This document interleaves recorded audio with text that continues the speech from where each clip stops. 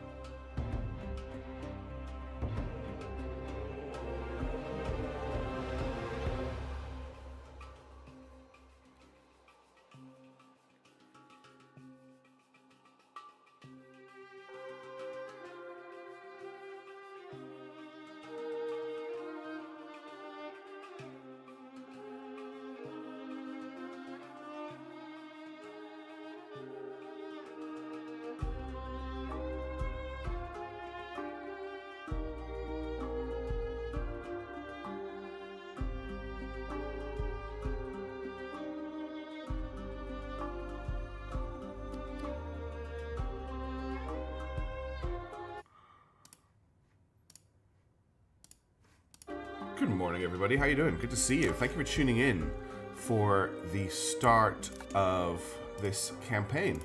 I am very excited to have early access to Endless Legends 2. Thank you very much to the kind people at Hooded Horse who set this up for me.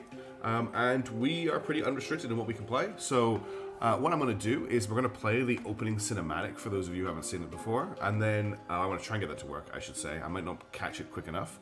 And then we'll pick our faction and we'll go. So just congratulations to Tachyon for getting first for this stream. And hello to them. And Core, Naughty Jug, and Man of Iron, all for being here for the start of the stream. So if I missed you, that's the one I can see in chat right now. I'm just going to try and reload this and see if I can get it so that we can watch the opening cutscene. Bear with me while I do that. I'm just going to cut out. Well, I cut out, and then if I click on this, that's Twitch. Hey, Naughty Jug. Click on this. So you'll now get a black screen and chat will move. Excellent. Now, my screen has gone completely black as well, which is not excellent. I'll minimize this. I'll click on this. And I should be able to get you the opening cutscene. Just, let's see if this works. Yes, very fitting that they are the fastest. I do like that. Okay, excellent. I'll keep quiet for this. I want to hide chat as well.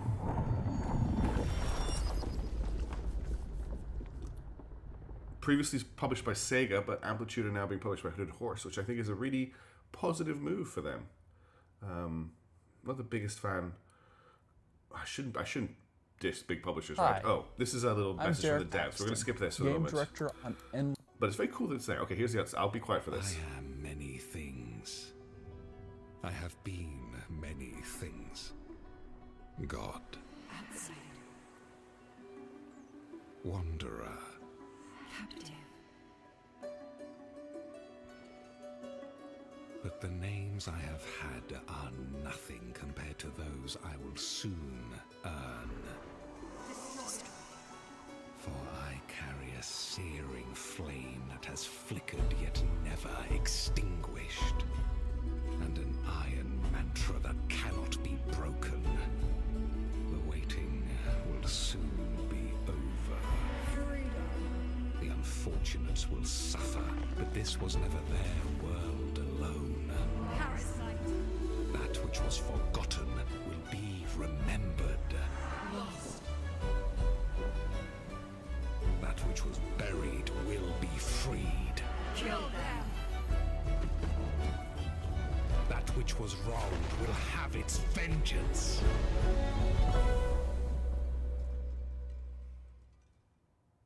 Hello, Lightning Dragon. Hey, Toasted Waffles. I just wanted everyone to get that opening cinematic. There is also another opening cinematic when we actually build our faction. So for the start of the stream, we're going to look at what faction we want to play as, and I'll run a vote. Is the music a little bit loud? I knocked it up to 70%. Let me know if I'm getting drowned a little bit by it, and I'll tuck it down just a touch.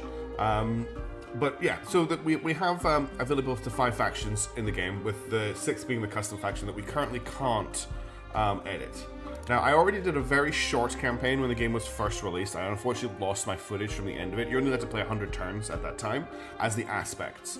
The Aspects are a diplomacy-focused faction in this game. But the way they do diplomacy isn't just like, I don't know, being good at diplomacy. They can actually force people into treaties and things. It's interesting. They can actually force peace and stuff like that. They also assimilate. You're familiar with the E33 video, E33. What's E33? Oh, Expedition 33. The combat sounds are very loud. Okay, in that case, I want to make sure I turn that down for the next time, Toaster. Thank you for letting me know. If it's too loud, it's a problem. So the aspects are diplomacy focused, but they're also a little bit insidious. They have this coral network that grow. They can put down these coral spores on the map. Coral grows out for them, giving them bonuses while within their armies are standing on them. And then if those coral networks overtake the independent people that are on the map, they actually pull them into their faction without needing to like do quests for them and stuff. So they sort of insidiously take over all the minor factions and spread across the map. It also lets them cross water as though there are bridges on them, which no other faction can do. So that's the aspects. Then there's the Kin of Sheridan. The Kin of Sheridan are a defensive focus faction. I am just going to turn down the music just a touch. Hang on a second. I think it's a little bit loud. Saida, yes. Hey, Ionic Nava and Sorbical, good to see you both. Thank you both for joining the stream. I'm going to drop this down to about 70%, let's say. Your voice is very low compared to all game sounds. In that case, I'm just going to knock the master volume back down to 50. Let's see how that goes. Okay. I want to make sure you can actually hear me. Look, it's great to see you playing this. Really look forward to the demo. Looking forward to playing. Yes, I'm really excited for the full game as well. I've always liked the endless games, mainly because I find their factions are better than just like orc, elf, and human, right? They call it diplomacy. I call it confection. I've tried all of them apart from the necrophage so far, Ionic, but I purposely didn't go too far with them, so that the revelations in the story are new for us, all of us at the same time.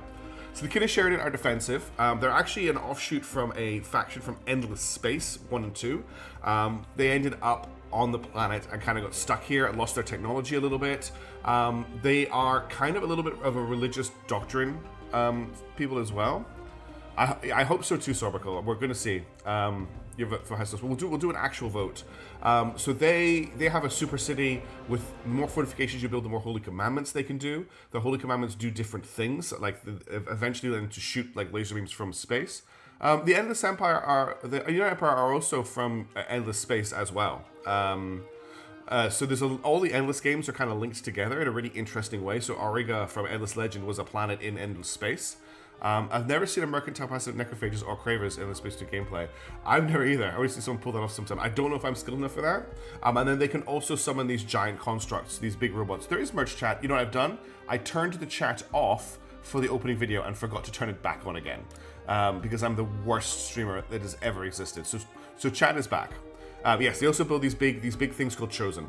And then the Chosen act as a fortification point where they can use their defensive commandments on the offense, which I think is really, really cool. Then we've got the Last Lords. The Last Lords are returning from Endless Legend 1. They're basically essence energy vampires in suits of armor who believe in chivalry. So they're kind of like chivalristic vampires. They do not use the food resource in this game at all. So every other faction requires food to eat, to grow their populations. The Last Lords don't use it. It doesn't even show up for them to harvest. It means they can build their cities in lots of other places. They can spend dust, which is the money in this game, to heal their units, meaning their armies replenish. If you've got a good economy, their armies replenish really, really quickly. And they can also get these like super pops in their how do I do it? Like, yeah, they sound a bit Ferengi. That's a good way to put it. They also have these super pops in their cities that you can create by taking over minor factions. Then we've got the Tahooks, who are like the most unique new faction. They're a lizard people. They're the science-focused nation. There's a very strong Aztec and Incan feel to them with the way they approach religion and science together. Then they can build these observatories that give them lots of science during most of the year. And then this game has a cycle where you have like normal weather, and then these monsoons arrive, and it's better to be out and adventuring during the monsoons. So you send your armies out, you send your heroes out, and then after the monsoons, there's this thing called Tidefall, where the seas recede and more land gets uncovered, so you can explore further. And during the monsoons, the observatories actually generate food, so it's a really like good time to start absolutely pounding out more population in your city. And they do these things called festivals where they can start sacrificing population, and that population turns into big bonuses on their cities as well. The Tukes sound really interesting. So they are also an elevated species. The Endless Universe has these like ancient people. I can't remember what they're called. The first ones or something, and the Tukes are looking for them, trying to bring them back. So they were blessed by these people, and then they disappeared, and then they're trying to recover that. Yes, Marcos, this is a 4X. Treachery, draw a line on the Vultures, we have 1 is 2, joining religion scientists. Yes, there's a similarity there. Also, hey, mishaps. Then finally we have the Necrophage. Now, the Necrophage are a faction I've never played, so just heads up there that I don't really know how to play Necrophage. It's a land-based force with no naval. Yes, that's correct. The Endless, of course, core. I'm an idiot. Yes, it's the Endless they're looking for. Yeah, it's pretty. There's definitely a link between the Necrophage and the Cravers, I believe. So the Necrophage are a insect race. They are coming up from underground. They want to eat everything. They only get to build one city, but that city turns into a massive sprawling city. Whenever they kill units, they generate corpses. You can then use those corpses to mutate your units and specialize them, and they also generate new units when they win battles, and they are justified for all their wars, so they kind of can ignore the whole diplomacy thing. So they ignore the city building part of the game, really, and they ignore the diplomacy side of the game as well. Then, of course, there is the custom faction option, but we can't use that yet. All they want to do is consume and take over the world. Yeah, I'm not sure how exciting it'll be narratively as the Necrophage, but we'll see. One other thing to say is if you haven't played Endless Legend 1, and even Endless Space 2, I don't think Endless Space 1 had it as much. Amplitude 4X games, they have a narrative to the campaign. So unlike Civilization or Old World, where you are just faction on map and you try and 4X your way out of the world, in Endless games, especially Endless Legend 2 is a great example of it. There is an ongoing story. The UI hasn't changed that much to us. We'll have a look in a minute. There's this ongoing story that you actually play through, and that is one of your victory conditions, is to complete the story, which gives you a narrative that I think is really, really a good way, like a compelling reason to play, and it also helps you learn the faction as well. So what we're going to do is we're going to do a vote. The way you vote for a faction is in chat, you can do this on YouTube and on Twitch, you use !, the word vote, and a number, all one word, all lowercase. So I'll put an example into chat right now. So if I wanted to vote for the aspects, excuse me, my voice just went, I would use ! vote 1, okay? So that would be how I voted for that faction. Now that doesn't actually show up in the merge chat, but it'll show up in your individual chat. The vote, don't start voting it. I haven't started the vote. So just so that everybody knows, the aspects are vote 1. The Kin of Sheridan are vote 2. The Last Lords are vote 3. The Tahooks are vote 4. And the Necrophage are vote 5.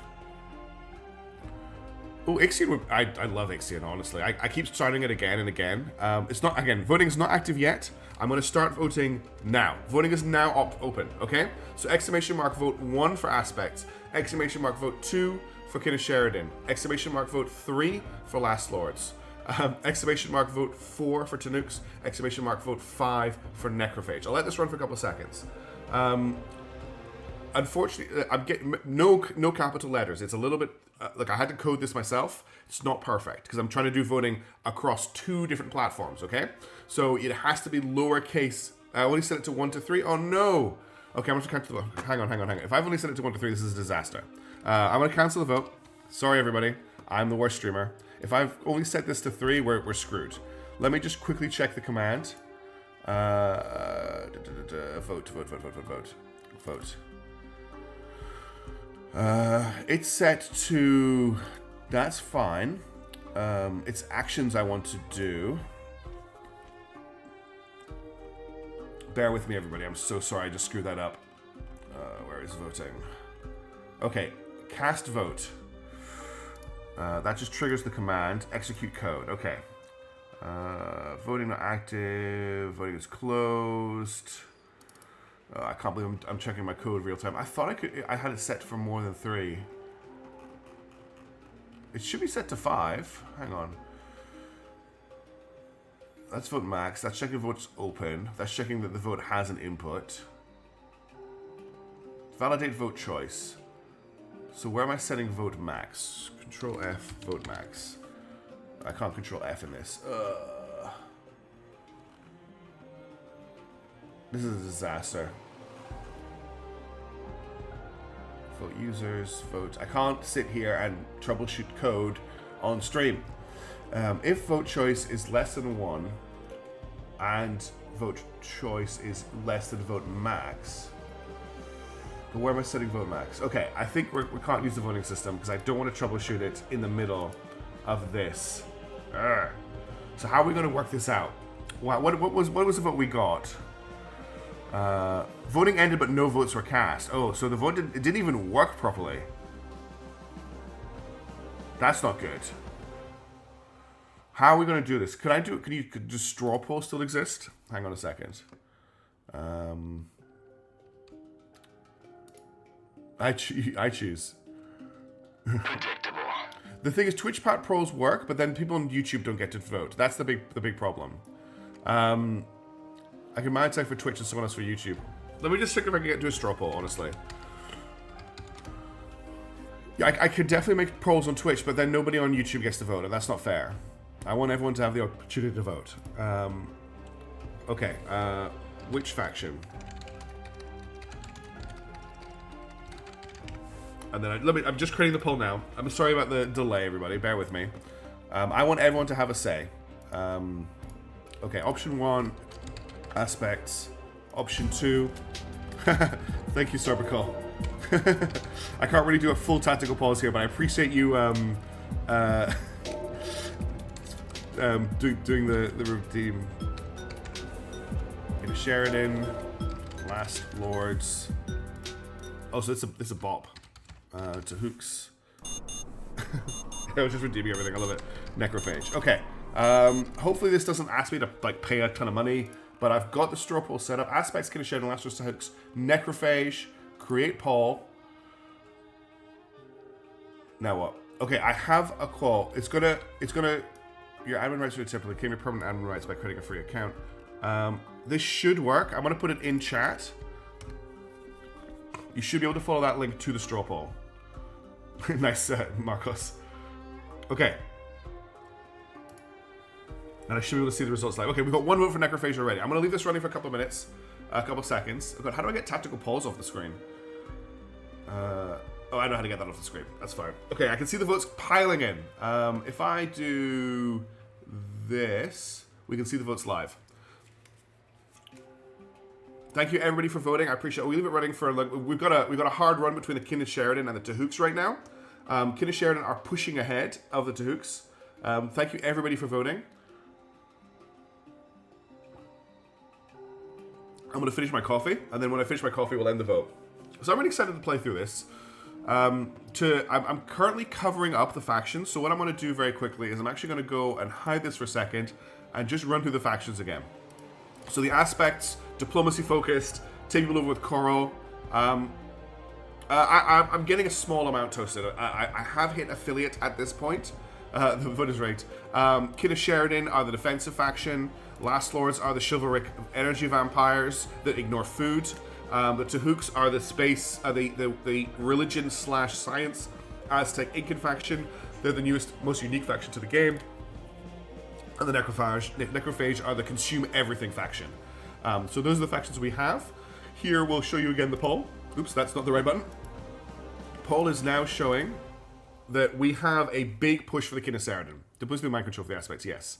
Kin are the most normal, are they? They're a little bit zealous, we'll say. The voters are declared to win. Everyone's voting. Excellent. Okay, I think the votes have slowed down.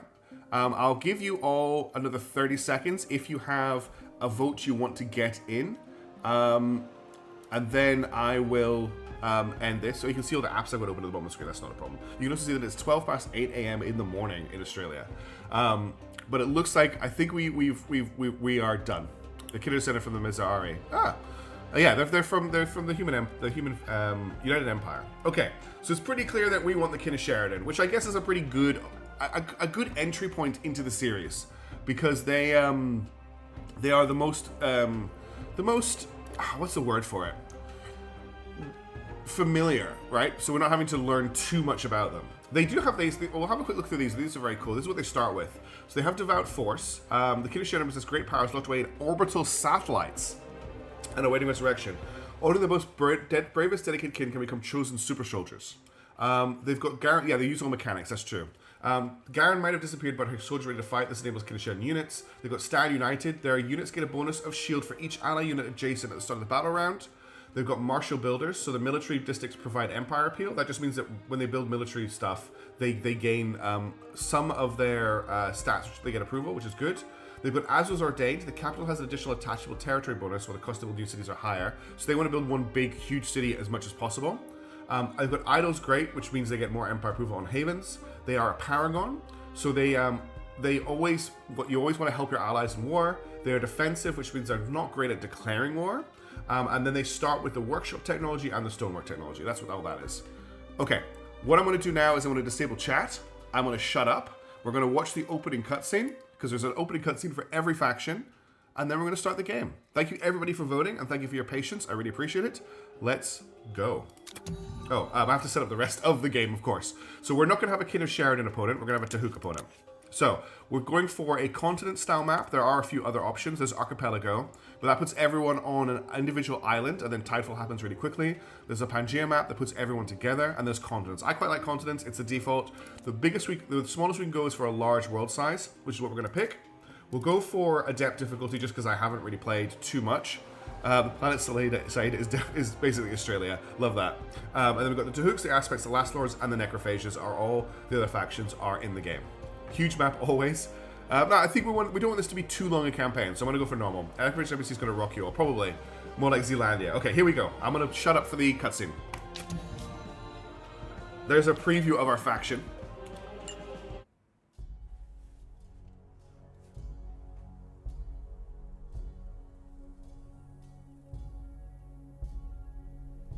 We came from the stars, the Sheridan, the right hand of Empress Elevus. Garen led the tattered remnants of our fleet here, ordered to find a new home. Yet this world has not been welcoming. Terrors in the oceans, scuttling horrors on the isles. We were tested, but never swayed from our task, even when we lost Garen herself. That's a cool image. All the swords. With Garen's courage and Garen's steel, I will rebuild the kin anew. With the wisdom of the stars and the strength of the chosen, music's great. We will fight to ensure that Sayada is not a staging post, but our true home.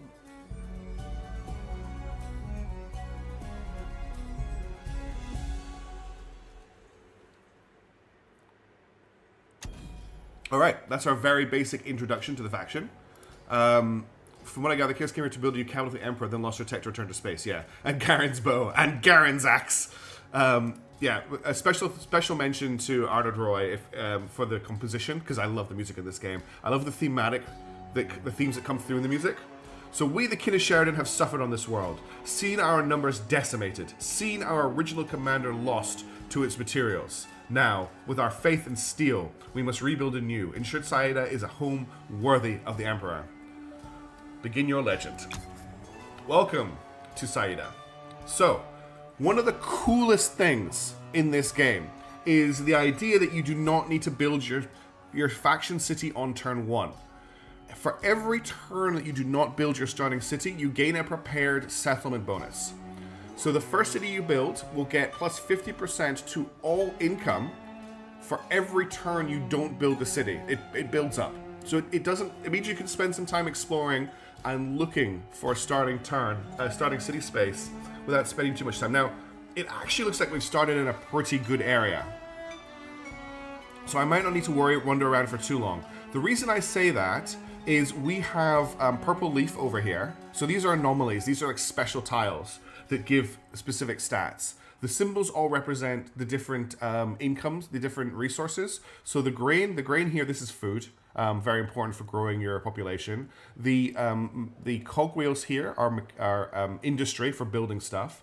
The blue is science for research. And then this red here is approval, basically.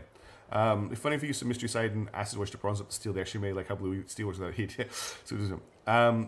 So we have here, we have access to blue leaf, which gives 3 food, 3 science, and 5 approval. We also have access to an impact crater, which gives 4. Thank you, Shinobu. This is a really, really good starting location. We also have a desert nearby. We can expand into this desert. So there's also, if you look here, territory sectors. So if we build a city, our city will just be in this one territory sector. But we can expand into additional territory sectors to claim their resources as well. So what we have here is we have a desert. Deserts are great for producing income. We have a forest here, which is great for industry. And we can see some other stuff over here as well. There's also a curiosity down here. So the first thing I'm going to do is we have 2 armies to start with. We have our hero, who is Uerash. Can I rename the hero? Let's just quickly check that, because that would be great if we could. Can I rename our hero? I would love to rename our hero. I don't think I can. So he is an archer. He has a profile here. I can he's an adaptable famous neighbor. There's no option to rename him, unfortunately. But he also, every hero in this game has a skill tree, which is a big deal. Like you can customize them, do lots of cool stuff. So we have a hero. We also have a unit of legionaries. When you settle camp in a during sector, yes, exactly. That is exactly how it works. Super cool. Streamer's lucky star. I know, what a lucky star, right? So these are just a defensive melee unit, great for standing in front of our archer hero. And we also have a unit of sentinels who are kind of goat cavalry, who have really high movement speed. Richard's emphasizing his real life name. Armored Roy is for giving more of a legacy with Kiss Again Touch. That's cute. Thank you for the information. So the first thing I'm going to do is I want to check out this curiosity. So we're going to move here. That got me 15 influence. That's fine. There's also some mountains here. Bear in mind that it looks like we're near the sea. This will all disappear as the game goes on. I'm just going to move into this square here. Just see what we can see. There's some more ridges here. I still think this is a great starting location. I'm not really going to mess around too long looking for a city start. This tile here is good. There is one downside to it, and that is that it's right next to the anomaly. I can't build city improvements on the anomaly, but I still don't think it's a bad location to settle the city. Like, this is a super ridiculously good start. So I'm going to find the city here. And now we have a city. So now we're in the city screen. This is really overwhelming. We'll come back to this later. There's not too much to really worry about here. Hey, Squall, we're not going to focus on this for too long. All we're going to do at the moment is we're going to set up some districts to build. So the way city management works in this game is you don't just get a city building menu. You actually click on the district you want to improve, and then you build the improvement on the district. Probably to begin with, I want to get some more industry if I can. Yeah, I can build a workshop. So the starting locations I can build based on my technology is I can build habitations, which just provide housing for my population. And I have 2 housing at the moment. You can see I've got 1 population at the moment. I can build workshops, which give me more industry, and then they have bonuses for being surrounded by others of the same type. And as a special thing for my faction, I can build a fortification, which is important for my thing. The more fortification, the better I have. But I definitely want to start off with getting some industry here. I'm going to use this tile here because it's only producing 1 industry. I can't really expand out of it into more industry, but that's okay. We'll build an industry here, and that's all we need to worry about for the city at the moment. There's more stuff we can do in here. We can expand the city by buying more foundations. We can build specific improvements, like we can already build the Sanctity of Nature here, which gives us a whole bunch of bonuses. We can build units here. We can look at our city's population here. We currently have some artisans, and we can even landscape the world, but we don't really have access to that yet. Frostopia. So we can rename the city. Toasted Waffles suggests Frostopia. Do we get a second on Frostopia? I'll pick whatever name gets a second for the name of the city. How about that? First person to suggest a name and get it seconded. If someone just says second and then the city name, we'll go for that. Frostopia. I would update the so we can play the other factions. I'm not sure what's happening there. I know the game's coming into early access later, and I think it's either later this month or next month. Industry lets you build more industry, exactly. That's the second. Okay. Capital McCityland. Capital City, say. Squall, I don't know what you're seconding there with 2 seconds. Birmingham. That's a great one. Frosian. Frostopia de both, of course. Frost Coast. I like Frost Coast is pretty good. Frost Coast is pretty good. I like that. I'll let that tick over while we do some more stuff. So I'm gonna let that happen. What I want to do now is I want to get these guys to link up with my army because they will give them a movement bonus. And now we need to select our research for the turn. I'm going to slightly move chat as well because it's in a little bit of an awkward position. If I put chat here, it shouldn't interfere with anything. First Coast. Okay, so we're not going to get a second. No one's going to second a second. I think I'm going to go with Frost Coast. I'm going to just pick it. I think Frost Coast is pretty funny, especially with Tidefall, like Ionic Naga says. So we're going to go for Frost Coast. That's the name of the city. Okay, science. Okay, so the way technology works in this game is also really interesting. You don't have access to all of your technology at the start of the game. Instead, you have eras. So we are currently in the years of survival. This is our era. In the years of survival, we have unlocked the ability to buy out units. We've unlocked the ability to build sentinels and legionaries, and we've unlocked the ability to build legionaries. Sometimes there's a little bit of a crossover. There are additional years of time, but we can't access any of these technologies yet. We don't move up until we've researched 8 researches from this era. Now, we started off with the technology to build stone walls, and we started off with the technology to build workshops. Torpedoes. Torpedoes is also really good, Nate. I like that one too. Also, I said you can scale the UI down so it fits better, especially the city. Okay, that's probably a good idea. We'll look into that. So, this gives us +5 defense on our units and +2 industry on our military districts. This is one of our unique tech factions. We also have scavenging here, which gives us +25% gains on battle spoils and makes our hero better. This is good the earlier you pick it up. We have the voice of the masses, which lets us build forms and add scribes to our capital. This is the farming technology. It lets us build farms. This is the civil order technology. It lets us, it actually just gives us approval on capital and gives us the travel shine.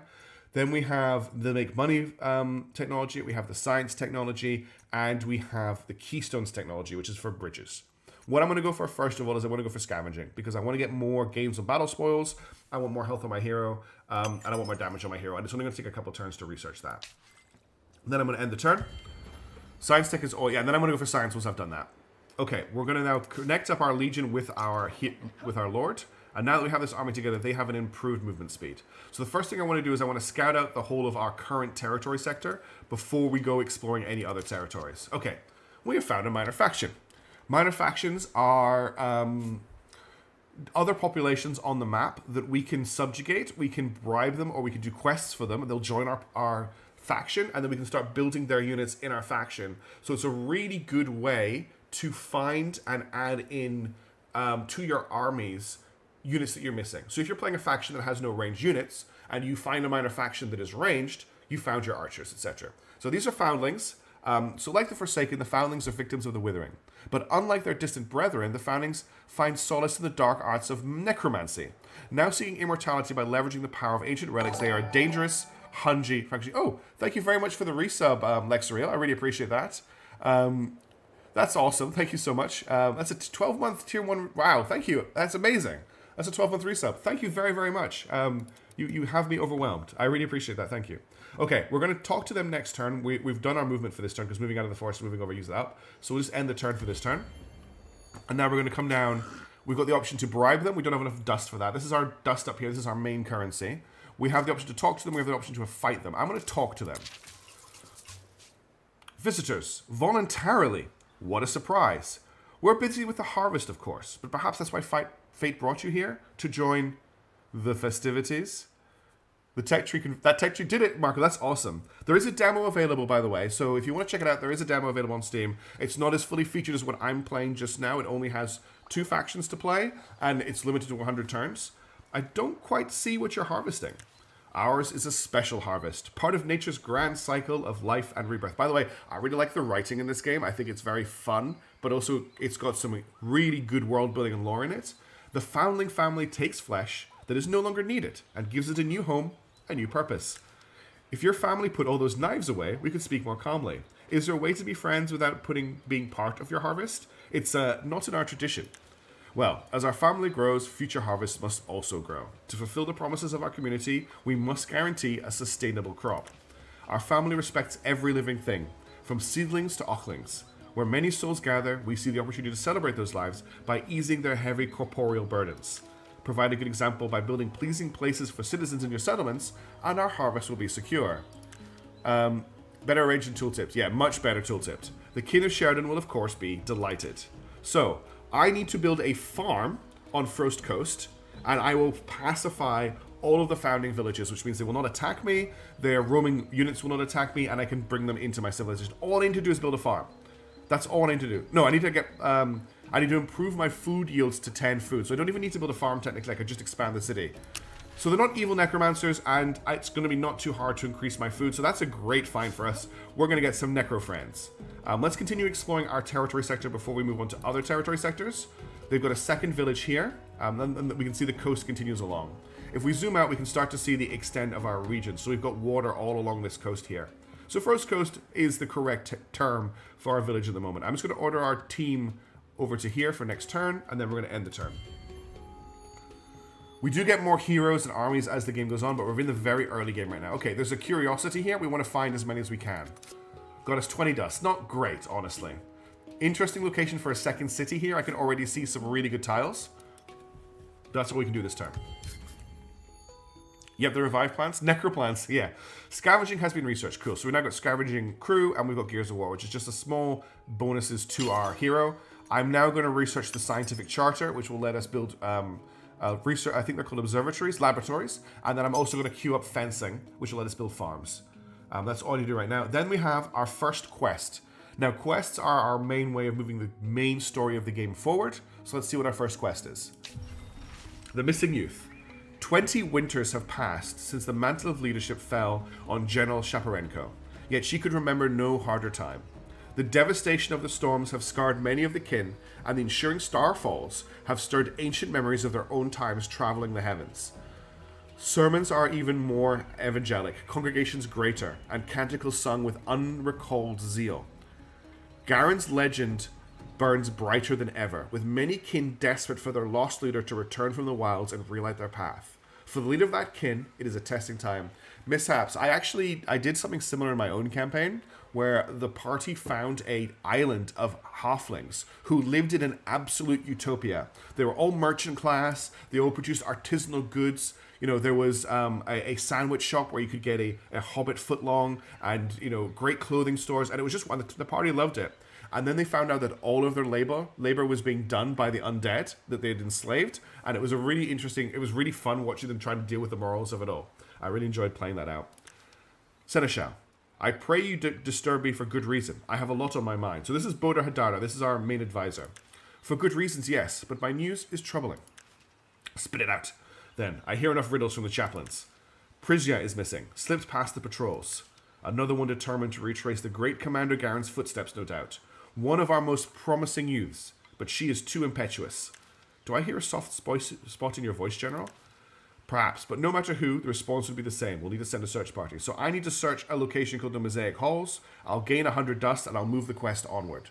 So one of our soldiers has run away somewhere. Now, I don't know where this place is, and I don't currently have its location on my map. So oh no, this is the wrong quest. I clicked on the wrong thing. I want to click on this, and then I click on this. The Mosaic Halls are down here. So we need to move a long way to find this place. So that's our new objective. We need to head south, which is what we're going to do. I'm going to change your movement order for this. I'm actually going to move them around here just to explore more of the map. We found another minor faction. We have found... Oh, these guys are cool. We found the Xavius. One of Saida's strangest offspring, the Xavius are mischievous sprites who ape the appearance of larger races by communing together in suits of patchwork armor. They are literally hundreds of goblins inside a suit of armor. We're going to go talk to them. Got any armor odds or ends? Okay, I got a bunch of things triggered there. But first of all, we are talking to the Xaviers. Excuse me. So you can see there's just lots of little spritlings inside a suit of armor. A champion. We have always wanted to meet a champion. I am Mantamiri, and you are permitted to tremble if you wish. You come to steal, to pilfer, or to sit by the fire, laugh, and play games. It is literally 3 kobolds in trench coat with a faction, yes. A hobbit footlong, do they even measure in feet? Well, yes, that was the fun of it, Nate. I had a lot of fun messing around with that. Sitting by the fire is a pleasant distraction, but we have something else in mind. Then you come to steal. You will play dearly for your greed and incivility. No. The kin of Sheridan are here to make friends with you, Lord Matamir. Not become your enemies. No stealing, no battle, no games. So we may be friends? Rich and powerful ones? Very well, kin of Sheridan. I propose you help us become a true military power. Happily. Within limits, that is, friend. Very well. You have a warrior, a great warrior. Show us how you make them even greater. Greatest. Stand back and see why we call them heroes. This is so exciting, the greatest of heroes. So all I have to do is level up our hero, and all of the Xavius villagers will join us. So that's really easy. Now, something else also happened there. We have encountered, I can't see them on the map right now, but we just encountered, probably through the Xavius, the Necro faction, which means they are sharing an island with us, which is not good. They are somewhere probably up to the north. I'm from Devon's Home, something totally understandable. I just had a lot of fun messing around with, like, you could buy a foot long, and then they got it, and it was like 4 inches long, and they're like, oh, why is it so small? The necrophages, thank you, Lazarus. All right, let's end the turn. Our workshop's going to finish next turn, which is great. There's curiosity down here, so we're going to head down to the curiosity. We'll get there next turn. So far, both of our quests are just to do what we want to do, anything. The bad necromancy people. Sharing is banned. Better take them out. And then we will... How's our research doing? How long do we have? Okay, we've got a while before this is completed, but that's fine. Let's end the turn. That's our workshop completed. Are going to move up here. More influence. Influence is really useful for buying stuff out and building camps, which we do want to do because camps increase the... let us build out our city. This could be a good location for a camp. We use necroplants, uses versus necrophages. I do have nothing under construction in the city right now. In terms of districts, I can build fortifications, more works, or common habitations, but I only have 1 population right now. So building lots of works isn't going to do a lot for me. Yes, great starting location with a bad starting neighbor. The other thing I could do is I could build a unit. Another ranged unit would be great. I could also build some more cavalry. They'll take 4 turns. If I wanted to build legionaries, they're going to cost 450 to buy out, which I can't really afford to do right now. I think I'll be boring, and I'll just build some fortifications, because my people like fortifications, and it also is just going to build up our city a little bit. So I'm just going to lay down some fortifications to build out, and then we're going to continue heading south, and we'll just explore some territory on the way. So there's another impact crater here. There's lots of signs. This is probably a decent place to expand into and build a camp. We could actually just go ahead and build a camp while we're here. When I put the W, you could guaranteed spawn right to the necrophage. I don't know Soberco because I've deliberately not played this too much to make sure I'm playing it on stream. This could be a good spot for a camp, or this could be a good spot for a camp. I think we're going to build... The game thinks this is a good spot for a camp, but it's very close to the border. But then again, if we're expanding our city this way, I want to build a camp here. We'll do that next turn. I don't want us to sort of sit idle for too long. So next turn we'll have a camp. So we build a camp here. We'll see it better when I move my people out of the location. And you can now see that this territory is claimed by us. So it stops any other faction from claiming it without getting into a battle with us. We found some of the Xaviers down here. They shouldn't bother us because we're not posing against them. The camp is just like a little town. It doesn't really do anything at the moment. For 100 influence, I can attach it to a city, which makes all of this territory part of the city's territory. Or for 400 influence, I can turn it into a city. So there's no settler units. You just build your faction's thing, and you can evolve it into a city if you want to. In this case, we're going to eventually attach this into the city and expand the city's territory by a lot. But for now, we're going to continue moving south. Okay, we've got scientific charter. That's great. We're going to start researching food. Oh, no. Plagoria the Innumerable is actually the aspects people, which is great. I'm quite happy to have them. as an ally. So they are... Okay, this is telling us how treaties and stuff work. They want us to form a non-aggression pact with them. They have had to spend influence to do this. So the influence that we just spent to build our camp, they are spending their influence to form a non-aggression pact with us. I'm more than happy to form a non-aggression pact with them. We're probably going to end up allied with them against the necrophages anyway, because the necrophages are going to want to eat everybody. They are not forcing us into this proposal. They can do that, because that's what their faction does. But for now, we'll just accept the proposal. That moves them into liking us a little bit more. Now they want to share coral exploitation. Let's do business. Signing this treaty will give additional dust and influence incomes to both empires based on the quantity of coral exploited by the non-aspect empire. That's really interesting. So they're going to give me the ability to exploit their coral, which I can't do yet because it's not at me, and they will get a bonus out of that, but I'll get that bonus too. I'm quite happy to accept that as well. Now they're offering a shared research proposal. Signing this treaty will provide science bonuses to cities in both empires For your consideration. and make technology discovered by one empire cost 20% for the other empire. I'm more than happy with that as well. Well done. Now they want a cartography... Sorry, I just hit the table. Now they want a cartography exchange. Signing this treaty will reveal to each empire the For your tiles consideration. already discovered by the others. Sure. I will accept that proposal. Okay. We are now at plus 15 public opinion. So their population has an effect on our territory, which we need to be careful of. Then there's also our public opinion on them, which is very high.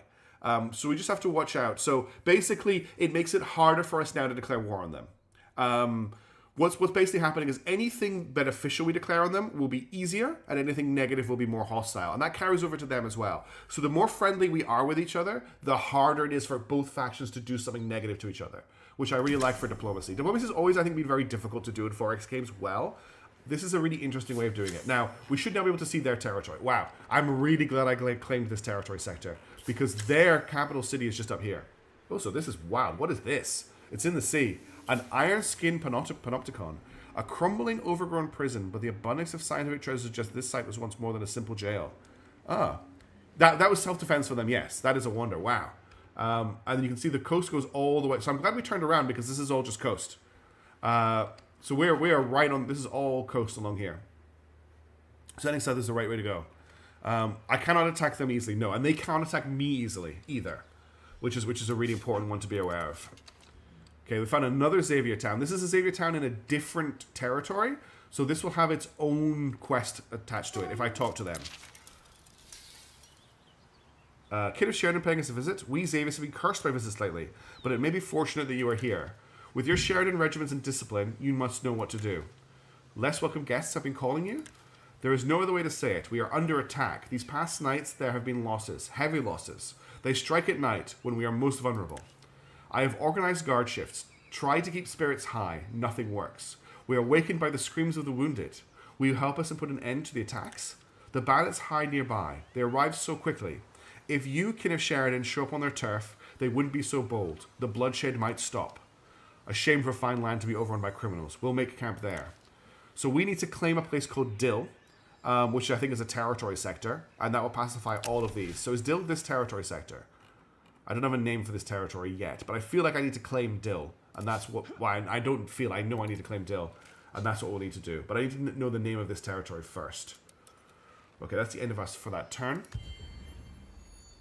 Let me just check. We'll got one more turn on our fortifications. There is an obelisk here. We're going to check that out. That's more dust. I'm looking for... Sometimes you get weapons out of these, which is what I'm looking for. Is this Dill? This is Dill. So we need to claim this territory sector. There's a lot of science in this territory. We don't have enough influence to claim it yet. It's going to cost us 120 influence to found another camp. So it's going to take us a while to deal with that objective, but we'll work towards it. Manufactured quests are definitely not tutorials. No. The game does not hold your hand that much. It's all available for you if you want to look at things. You just mouse over it, and that will lock the window. So, for instance, if I go here, you see at the top there, this is now locked, and then I can mouse over this, and it's all about mousing over and things. It's not really... Do you skill to get gears for your attack? I think you do, but I don't really want to attack the manufactured villages. At least I don't want to attack these two, because the way to claim them is so easy for us. Okay, this workshop is going to finish next turn. What I'm going to do is I'm going to build a laboratory on this district here, just so that's happening, and then we're going to end the turn. Strength of our zeal rises. because I built a fortification, this track up here has ticked up. So every fortification we build will increase this track. This means I can now call upon divine service. So when I click on this button, I'll create a divine population in the city that I select. The divine population provides bonuses to all stats and approval, but it will eat one of our normal populations to do that. I don't really want to do that right now because we only have one population in this city. So that will eat our people population to replace them with a divine population. But maybe when I get my second one, we'll do that. They're not really popular choices, but they're definitely leading to doing good early game things. Yeah. So basically advice for new players and quest lines. Spread out, explore, expand. The divine are generally better, but I don't want to eat my basic people. Okay, we've got another curiosity down here. 40 science is really, that just completed our research, hitting that. So we now researched fences, and we've researched the scientific charter. We need to get the rest of this stuff. It has to happen. But what I'm actually going to do right now is we're going to grab the strength of Garen to get us plus 5 defense on units, and also plus 2 industry or military districts. That just means our military districts will also produce industry, which is pretty nice. And then I'm going to just pick up, currency, and we'll pick up civil order as well, just so they're coming. We play humans, not Necrons. It's not 40k. Frost still has some moral norms in this game, yes. Now, where's our location we're heading to? It's just to the south of us. Okay, so we're going to keep heading south.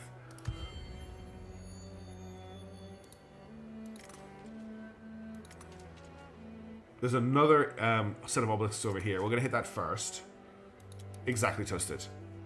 Not a lot's happening, sort of. We're doing a lot of exploring right now. It's very expensive to build units at the start of the game, which is why we're kind of sticking to one army. We just got an additional population on our capital. So I think what we're going to do is going to convert that population into a divine population, which will make a big difference. So if I click on this and then click on this, we now have a new special population in the city. So if I check our population, we now have note that your city now has populations of different types. You can mouse over each population to see its base effect on the city. So we already had the Kin of Sheridan, and they produce plus 2 industry if they're in the artisan set area. That's what they do. But they're currently scribing at the moment to give us more research. This population is divine. They give plus 1 industry, plus 1 dust, and plus 1 science, no matter where they are. So really, I should probably swap these around and put these guys in artisans and put the divine population into scribes. Because they're now producing 1, 1, 2, 2, and they're producing 6, 2. Should we, yeah, put it over in the artisans and in the citizen slot for food. Yes, actually, that makes more sense. That gets us 4 food, 1 industry. Yes, this is much better. So the divine pop is really nice. But we can only make the divine pop by using this ability here, which we can now use every 5 turns, but it also costs 25 influence to do. So we don't want to go crazy with it, but it's a pretty nice early game boon. I guess we've elevated them or something. What's this? Oh, this is the Mosaic Halls. I want to check the Mosaic Halls out after I've checked this out over here. So the Mosaic Halls, ancient ruins, off limits to kin, and sometimes swarming with necrophage.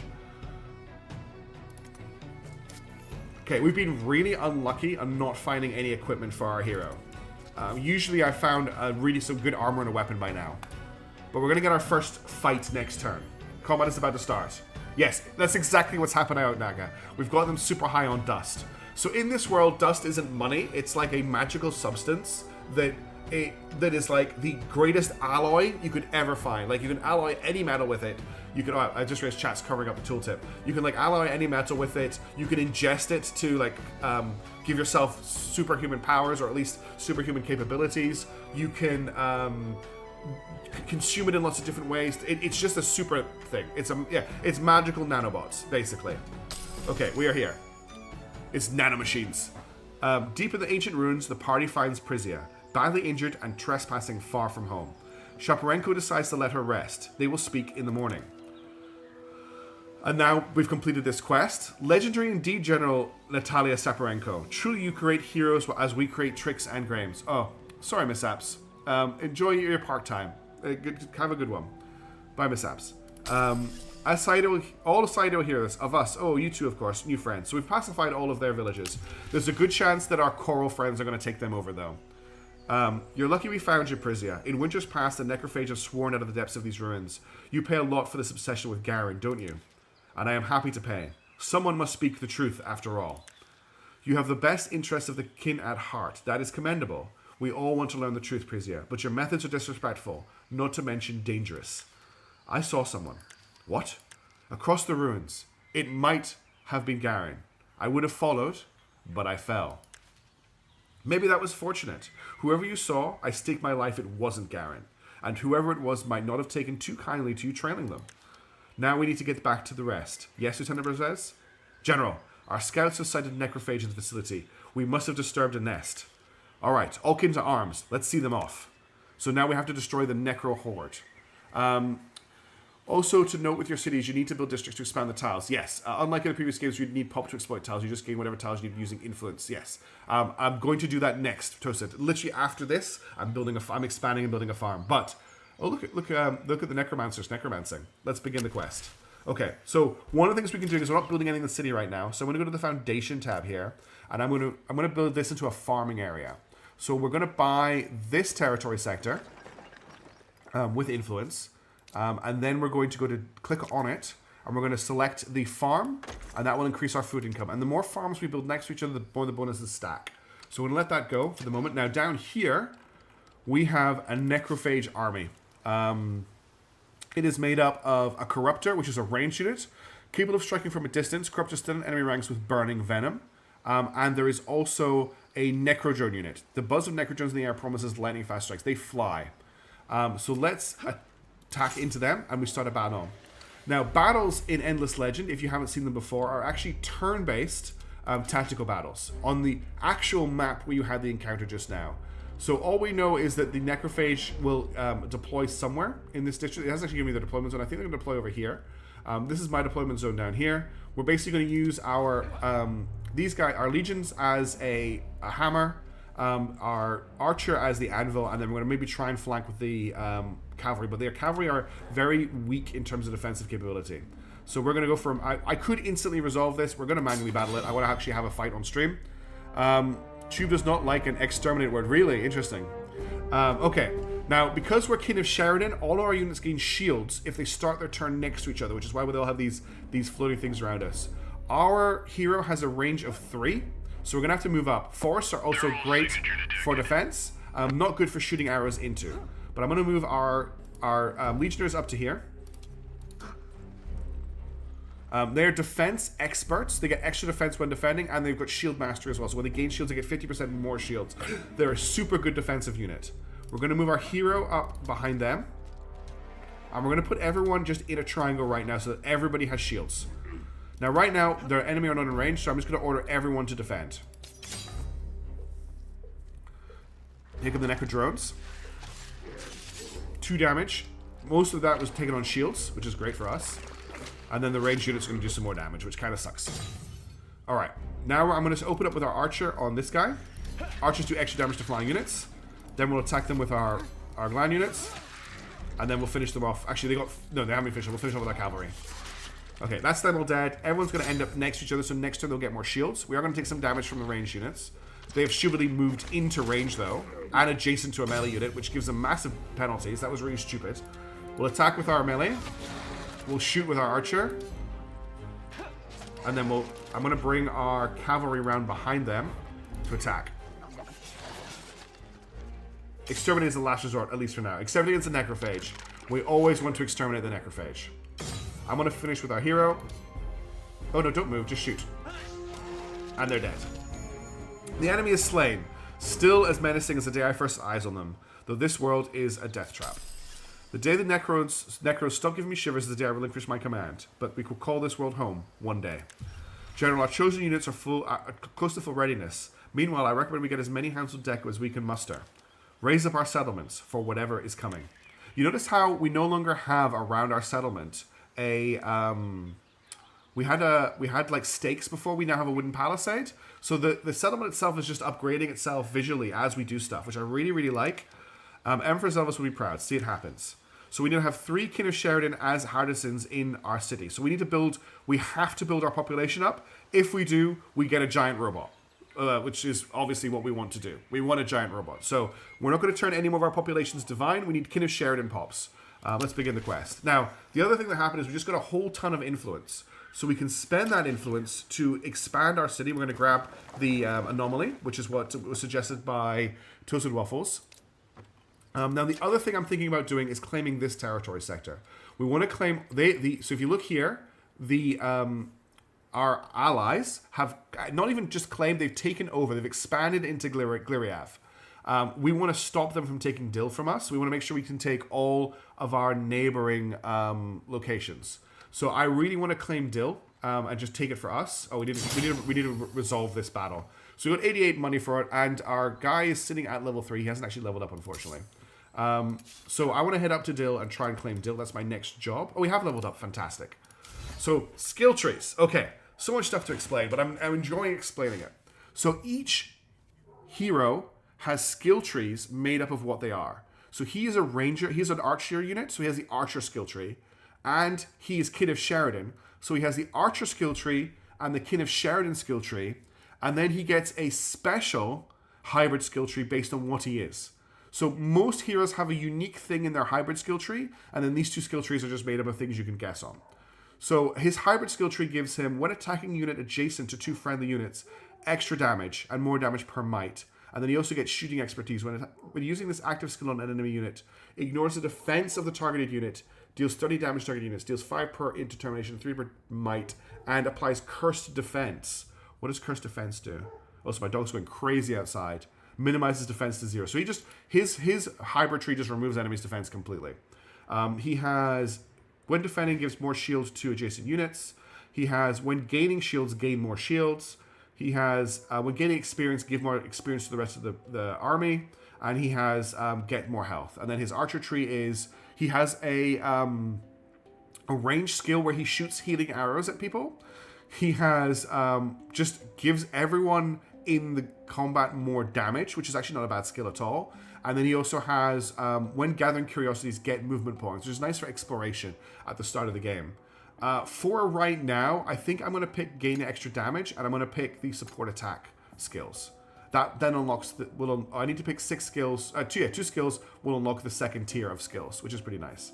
Do I want support attack when chasing 2 friendly units? I'm not sure how often that's going to come up, but it seems like a nice buff to have. And that's him done. Okay, let's end the turn. And that's the strength of Garen research. That's more defense, and our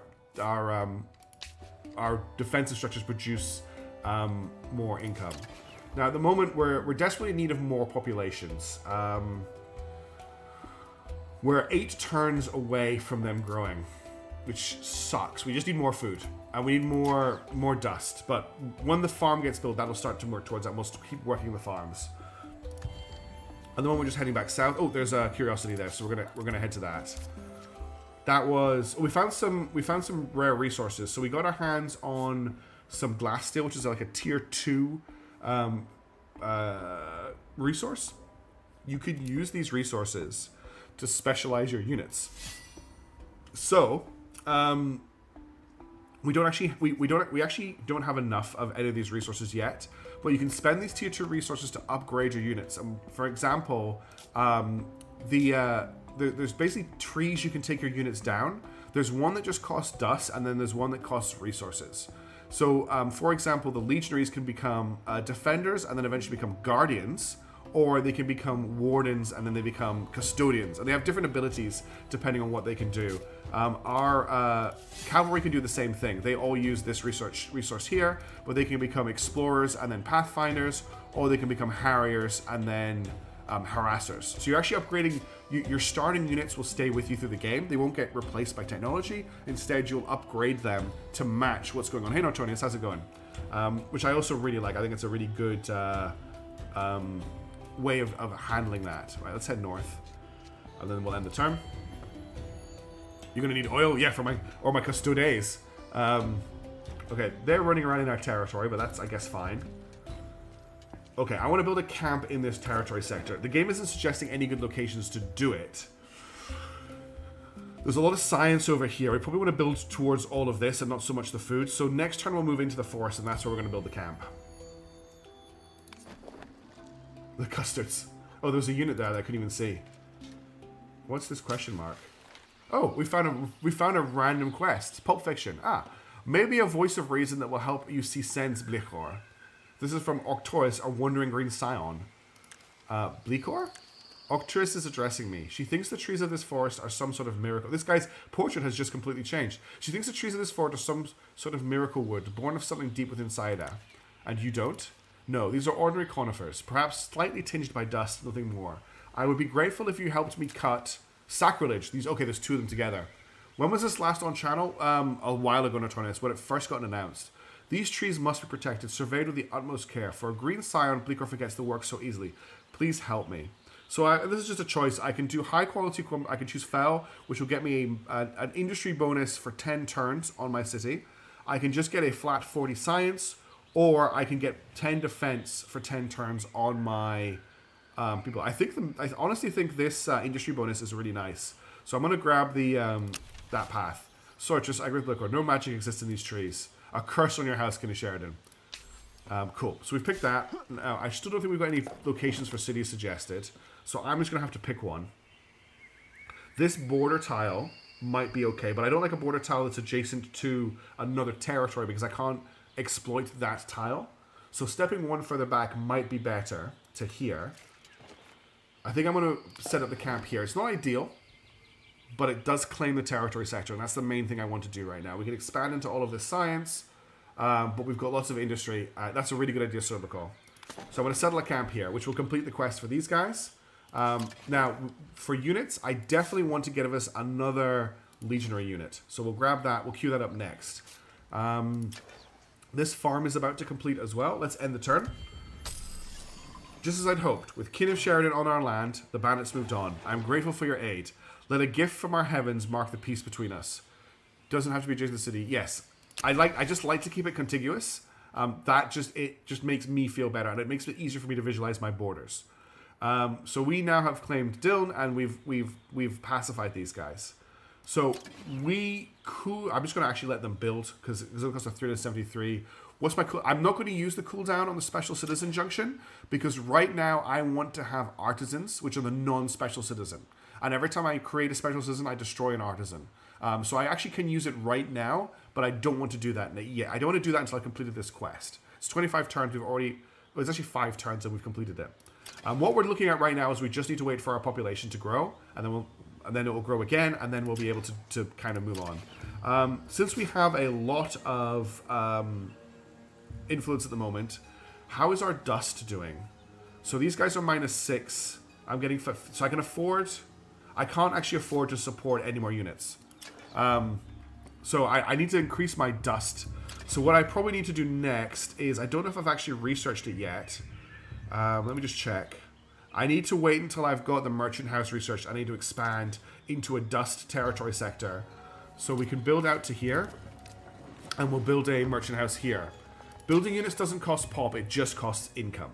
Pop is just for your city. The units don't cost pop themselves. So they just have a build cost and an upkeep cost is all they take. The upkeep is what will cripple you. If you overbuild your army, you will not be able to afford to keep them, and we don't have a very high dust income right now. What I'm going to do for the moment is I'm just going to order our troops home, and we're going to rest up and pick up this unit when it's completed. We've researched currency, which is great. That's also we have nothing researching right now. Oh no, we're researching civil order. That's fine. Civil order will be the last research we need to research, and we'll unlock 3 years of toil. The desert is indeed pretty dusty, but we can't expand into the desert yet because we need more influence to build a camp down here. Our next camp is going to cost us 180 influence to build. So that's our next objective. We also want to look at bringing these into our city at some point. That's going to cost us 100 when we do that. So what I'm going to do is I'm just going to queue up a merchant house here. So that's just in the queue for next time. And then, we just got another population. So what I want to do is make sure that population is in the citizens tree down here. I'm not too interested in influence and science right now, but I really need food. Oh, interesting, that's not going to give me any extra food. Is there a cap on how much I can get from food? Yeah, putting them here. Oh, no, it does give me extra food. Okay, that's fine. So this will get our next pop even faster. That's what we're really working on right now. This army now just needs to rest. I'm going to rest until they're healed. So they're just going to recuperate. And then we'll end the turn.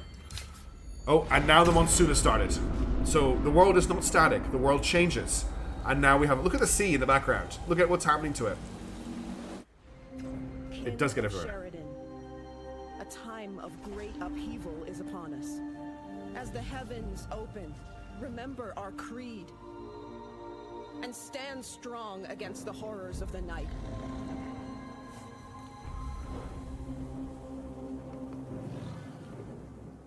That's because we put the population in that location. But that's actually really good. Okay, we are now in a monsoon. A monsoon is a special time in the game. It's the time when you expand your civilization. It's the time when the world rebuilds slightly. During a monsoon, the world is much more dangerous. All of the minor factions go feral, and they'll attack you on sight. Your units heal on the move when you're outside in a monsoon. And more anomalies appear. So you're encouraged to explore, but it's dangerous. There's also... I'm actually going to... I want this... what I'm going to do is I'm going to spend 43 dust to finish that unit. And then we're going to head to this anomaly. That got us +2 movement. So we're going to head to this anomaly next turn. We want to try and hit as many anomalies as we can during the monsoon. Now, there's more things to do, because we can now start to build our council. We can now start to establish our civilization. So rather than having to do all of this at the start of the game, we're doing it in stages. Now, I think I can actually do something a little bit clever here. If I change what I'm doing, there is another thing. Do I not get a new hero yet? Okay. Other factions will get a new hero at this point. Kin of Sheridan, because I'm not far enough in their quests, I have not done that. Just to give me more nobles to apply to the council. So, we only have 3 options right now. We've got UA Rash, who gives plus 15 industry to the capital. We've got Xenia, who gives +5 industry on City Hall. And then we've got Monitor Lizard. Oh no, we've got Verdel Zorik, who is a Monitor Lizard, who gives +2 science per population on citizens, +1 approval per population on citizens, +2 science on population on artisans, and -1 approval per population. So she will give us a big boost to science at the downside of a negative to approval. We may need to address approval soon, but that science bonus does seem quite nice. So I'm going to pick her, and I'm going to pick... now, I'm not sure if UA had... Engine Stoker just seems... Oh, okay. I get the difference. This is +15 industry on our capital.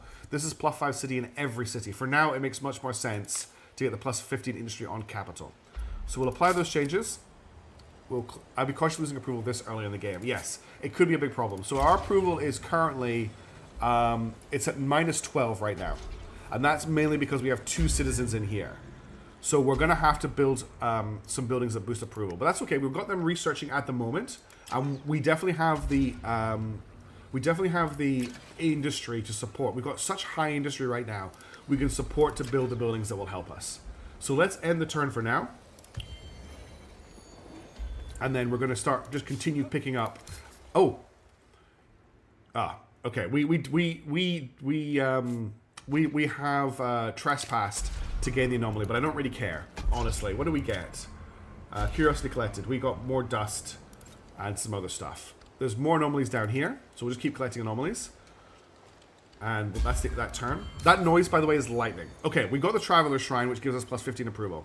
We have now also unlocked the Years of Toil as a new research section. So again, you don't get too overwhelmed with research because you only have these to pick from. Now, there's a lot in here. We start to see what are called improvements, which are buildings we can build on our districts to improve them even better. So this improves our laboratories to either geodesic domes or beacon of sciences. We've got the ability for geology, which lets us rewild landscapes that have been made barren. We've got the ability to build a hydro pump, which I don't even know what the hydro pump does. +5 industry if adjacent to a river on district, +5 dust if adjacent to a river. So we are not adjacent to a river at the moment. We've got Sheridan's Creed, which unlocks tier 2 units for us to specializations for us to upgrade our units to. We've got the Hand of Garum, which gets the Legion Vault improvement for our fortifications. Can only be built once per empire, but it's a massive defensive bonus. We've got Shock Tactics, which gives us just an improvement for our garrisons. Then we've got Foreign Affairs, which gets us a Protectorate slot. So Protectorates are when we bring other factions into our nation. We're going to be doing that pretty soon. We've got the Scriptorium, which is a influence improvement. We've got the Creed, which is a population improvement. We actually need to look at population as well. We've got farm improvements. We've got diplomacy improvements. We've got the ability to build trading posts on our camps, which is pretty big. The blast furnace is a improvement for industry, and then there's the lithosphere, which improves our dust. So there's a lot to go through here. In terms of like what I want to pick up first of all, I honestly don't know what our best shout is to pick up first. Probably because it's going to become. I'm probably going to look at dwellings. Influence shortfall. Okay, then influence is what we probably want to look at. So let's go for common rights to start with. Influence is definitely something we need to deal with. The years of toil are unlocked, offering new technology and new effects. So we now can build archers, and we can now unlock. We need to research the Legion vaults, but we can already build archers. I would actually like to queue up some archers because we don't have anything being produced at the moment. Does that mean well, the merchant house has been built already? That's pretty wild. We definitely need to get our hands on some influence. So I think what we're going to do is I want to buy this foundation here, and I'm going to build. Where is it? So the common habitations, I can't actually just build a building that gives influence, unfortunately. It gives approval. Approval comes. Population growing to decrease your approval. You can increase it by moving population around the population and building districts and improvements. So we have a look at our population. Approval doesn't come from anything at the moment. We don't have a way to gain approval, and I can't build a building that gives approval. But we are going to need more habitations. It's in the I thought I was researched. I thought I had researched it. I thought I'd researched it here. The Civil Order. It's a Traveler's Shrine. That's what we want. It's an improvement. What is it an improvement to? Traveler's Shrine can be built once per city, but what is an improvement for? It's an improvement for something. Oh, I think it's the Voice of the Mass. I need to build a district. I need to build the forum. That's what I need to build. Okay, hang on a second. We need to cancel this and build the forum. The forum is what we're looking for. And then we need to go to improvements, and we want to build a Traveler's Shrine here. And we put that on the square I just bought. Place a district on top of a selected foundation. So wait, what is it? Okay. Okay, so I'm building it on our... That's fine. It's building on here, not where I thought it was building. So that's being built at the moment. I also want to build some archers. And I think... Actually, sorry, I'm going to mess this around. I want to build the archers first. And then I want to build the Traveler's Shrine. And I'm going to buy out the archers. And I'm going to move the archers to join up with our army. That's what I want to happen. It's a citywide improvement, not a district. That's what I was getting wrong. Okay, now we can recruit a hero. This is what I was looking for before. So we can recruit a new hero. Actually, if I back out of this really quickly and I go and click on... I can't bring them into us yet. What I want to do is I want to add the foundlings to our population. And if I do that, I could recruit one of their heroes. But I can't do that right now. And it wants us to recruit a hero right now. And I would have really liked to recruit one of their heroes, which I can't do right now because I haven't brought them in to the faction. I can't delay this choice, can I? Yeah. It picks from the population of your empire. So I'm only able to pick someone from our pop. So the choices are a cavalry hero, an archer hero, or two kind of soldier heroes. He has druidic powers, which is plus 20 health regeneration on units starting their turn in allied territory. Some health refilled on curiosity collected. They have minus 25% cost to grow all populations. They have plus 3 approval on military districts. That's quite good. Or motherland sacrifice. Minus 20% industry on unit. That's also huge. That makes so this is producing units is cheaper. This is gain approval for military districts. Both of these seem very powerful. Obviously, we can't build huge armies right now. We don't have a ton of dust. I'm probably going to roll this hero into our main army for now to level them up. So if we inspect Rekka, Rekka is a defender, and her hybrid tree is gain more shield, and when using active skill or an enemy unit, knocks 3 tiles back to targeted units. Interesting. So she can move people around the battlefield. The other person, Cassende here, if we inspect her, I think she has exactly the same tree. She has exactly the same tree. She's a defender. In terms of the ability, do I want the approval of military districts, or do I want the industry reduction on unit? I can't actually do this until the next time my civilization expands, but they're both pretty good. I think cheaper units long term will pay off better. So I'm going to grab Cassende. We're going to recruit her. What I'll do is I will link her up with the archers. Oh, she's actually leveled up straight away. And I can produce some profile stuff with her as well. Okay, what's she got? When defending, gains 25 shield, gains 3 extra shield per resilience. That's her stats. When unlocked, adds plus 15 max health, adds health for every stat. When unlocked, adds 4 defense, add 1 defense for that stat. That gives her more shield. And then these are the same things that our other guy had. When defending, gives 20 shield to this unit and adjacent friendly units. When gaining shield, gains more shield. When getting experience, gains experience for everyone. I quite like this. Health for every stat. Just, like, as she gets better, she'll just get more and more health. I'm going to grab War Machine as her starting thing. She can also, if I want to, become friends with our hero. That gives them both plus 20 damage, which they're going to be fighting together anyway, so that seems pretty cool to me. Okay. You link up with this unit here, and then these guys, we're going to send you over here. Okay, I can't bring them in yet, so we're just going to link up with our Legion. Let's end the turn. Okay, they found that. I might actually split these armies up to go after different... because that's what everyone is doing. Everyone is just running after as many of these anomalies as possible right now. And that's really all we want to be doing. Okay, Traveler's Shrine has been completed. We now need our research to complete so we can start getting more influence, because influence is a big problem in our city right now. We're at plus 9 dust income. Do I want to build another unit? We are going to get ourselves a free chosen really soon, and that's minus 15 income, so I probably don't want to do that. What I probably want to do... What districts haven't I improved so far? I've only not improved this one. I think what I'm going to do is I'm going to build a... Okay, I need to buy this. I don't have enough influence to buy that. We're now in a really bad situation in that our influence income is very low. What I think I'm going to do is I'm going to build a fortification here. A fortification is cheap, and it's going to give us our next city upgrade. And also going to give us some approval as well. So I'm going to build another fortification there. Alright, what else have we got going on? Am I still live, by the way? After Sorbicle made that quote, I like, it's suddenly like, I've got this concern that the stream has just dropped off. Even though I know that it hasn't, my paranoia is affecting me. Okay, you guys head down here. Ooh, what is this? I've never seen this before. This is really bad. This is a Wandering Spirit, backed up by 4 units of horrors that we have just wandered next to. Thermal signature detected. That is a big thermal signature detected. Hopefully my army will be able to reinforce this. We may be sucked into a really big fight that I'm not ready for here. If they attack us. Okay, they haven't attacked us.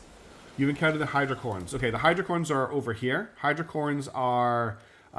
they're like water horses. The scientists rising waters displaced the Hydrocorns from native lands long ago, and they still yearn to one day return to the Rhine Spring, deep beneath the waves. An aggressive equus species, legend has it they are imbued with dangerous hypnotic powers. They're basically... what are they called? They're Scottish folklore. Kelpies. They're basically Kelpies, but they look like horses. Can I be done as there are not enough free slots in the army? I need to unlock this slot, which means I need military discipline 2. So I'm going to split them off. How do I split off a unit? Transfer. You transfer to here, and then you join this army here. Okay, so this is a full army now. Time to sleep. It's 2 a.m. Okay, Tachyon, have a good one. Thank you for tuning in. Thank you for hanging out. Do I want to try and fight this? They are 878 combat power. We're 808. I feel like killing them will get me some good stuff, but I don't know if it's worth it. Do we want to try? This thing is level 2 and it's lots of cavalry. Why do I have to come out of the forest to fight them? Well, let's end the turn. we just got our third population on our main city, which if I... Oh, they've run away. So if I now go to population, and I move these guys over to citizens, and I move these guys over to artisans, and I move these guys over to citizens, that will complete the quest. I now need to do that for 3 turns. I need these to sit here for 3 turns, and that will complete the quest, which is really good. What are we deficit on right now? We're just waiting on this production to complete. I don't know if I want to fight these or not.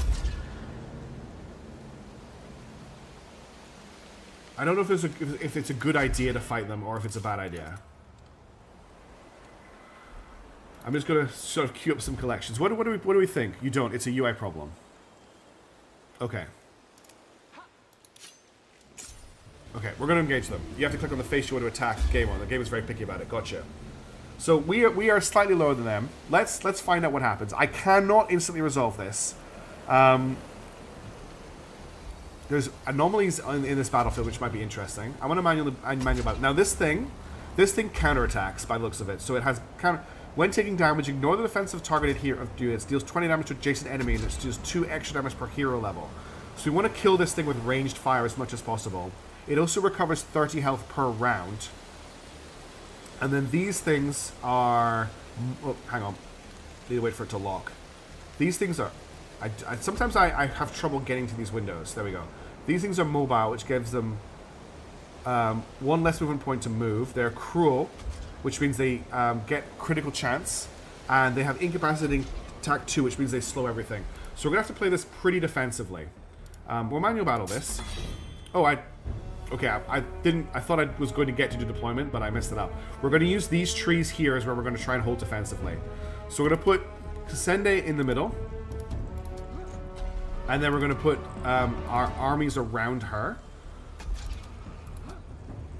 I'm going to put my cavalry here to flank, and my archer needs to move up as close as possible. And then we will defend everybody. So we're going to have to rely on the massive amounts of shields we can generate. Straight in on the attack, okay. Low damage, which is nice, but it will counterattack every time it gets hit, which is not nice. Yeah, it's going to do a lot of damage every time it gets hit, so we probably want to move people away, if we can. Or do I want to just dogpile it as much as possible? We also obviously have to deal with the lizards.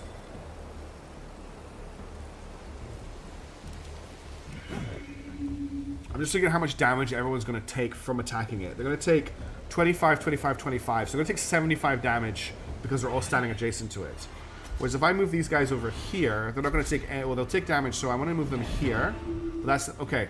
We're actually stuck in combat with it as well. If I shoot it, it's going to hurt everybody too.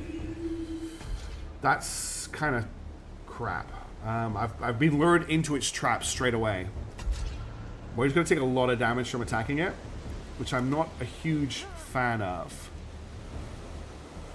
She's got Incapacitating Strike, which will slow it, which isn't huge. And you've got Guiding Light, which does increase the damage of all our non-hero ranged units. And Supported Attack. When attacking a unit adjacent to 2 friendly units, add +2. So they're doing lots of extra damage. I'm going to move them here. We're just going to have to go for it. So we're just going to have to take the damage. Does it get to do it every time it's attacked? It doesn't get to do it every time it gets attacked. We're going to take a lot of damage trying to take this thing on. I probably shouldn't do it this way. But I'm stuck in combat with it anyway. Ooh, this is really nasty. Now I can, when using this active skill in front of you, use 45 shields to targeting friendly units. I think we just want to attack into it. No, why do you want to... There we go. Okay, and then I'm going to try and put my cavalry in the way of these guys to slow them down. Alright, not ideal. We're going to take a lot of damage here. And it's healing 40 a turn. Ugh. And now the... Oh my god. Okay, this is bad. This is really bad. We're gonna lose a lot of units here. Like, everything's gonna die. Okay, we're gonna stop attacking it. We're gonna focus on trying to kill these units.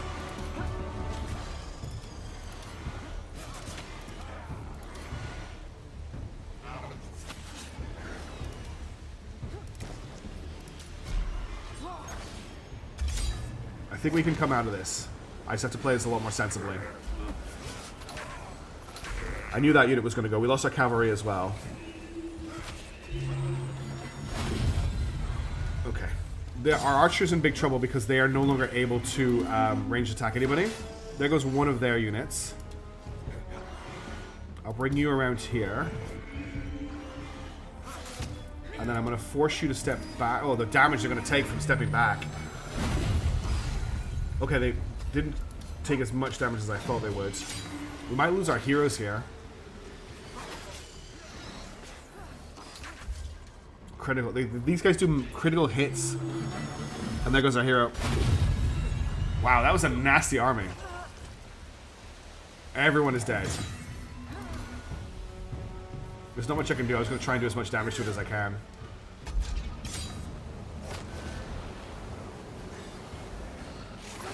Okay, I bit off way more than I could chew there. The counterattack on this is actually nuts.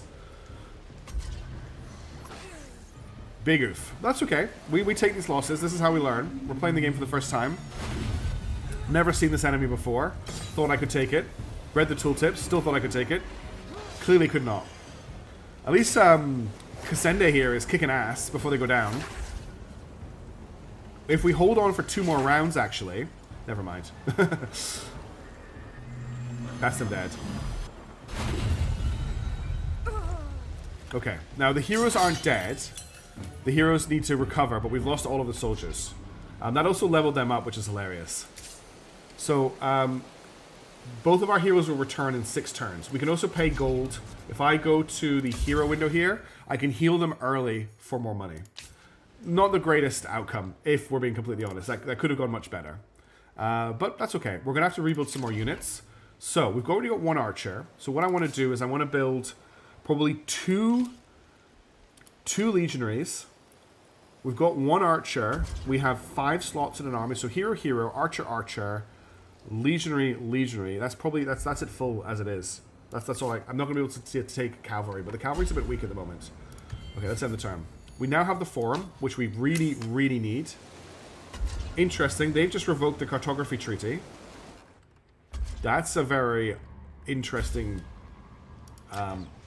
thing they just did. Let's build ourselves a forum. That's going to come up after these guys are built, but that's okay. We'll close this. You need to collect this curiosity for me. More dust. We haven't found any items, which is really strange. Usually I'm drowning in items at this point. Like just absolutely have so many items, it's ridiculous. Oh, so the monsoon is going to end in 11 turns maximum. 3 turns left on that fortification. Oh, there you go. The monsoon is ending. So this is what happens after a monsoon ends. Look at the sea. I love those water effects.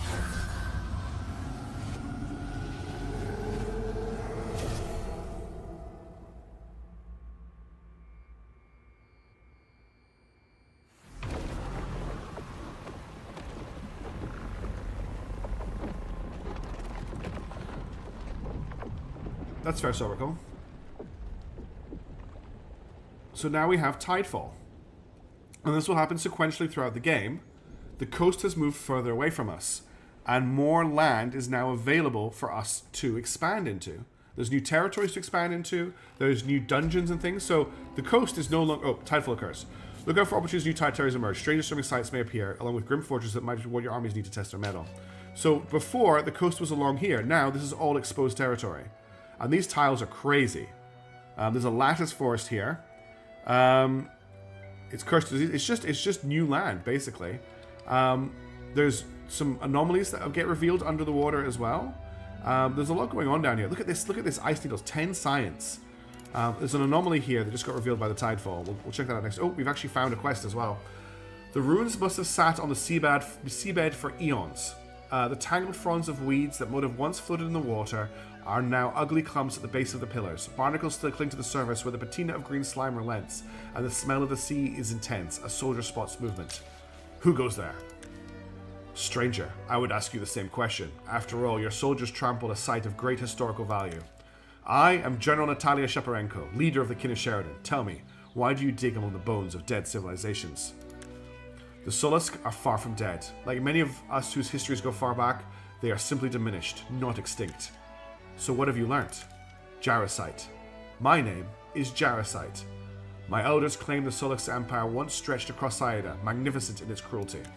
I could hardly imagine those lowly thieves building anything more than hovels, but this site tells a different story. So the Suluks are a minor faction in the game.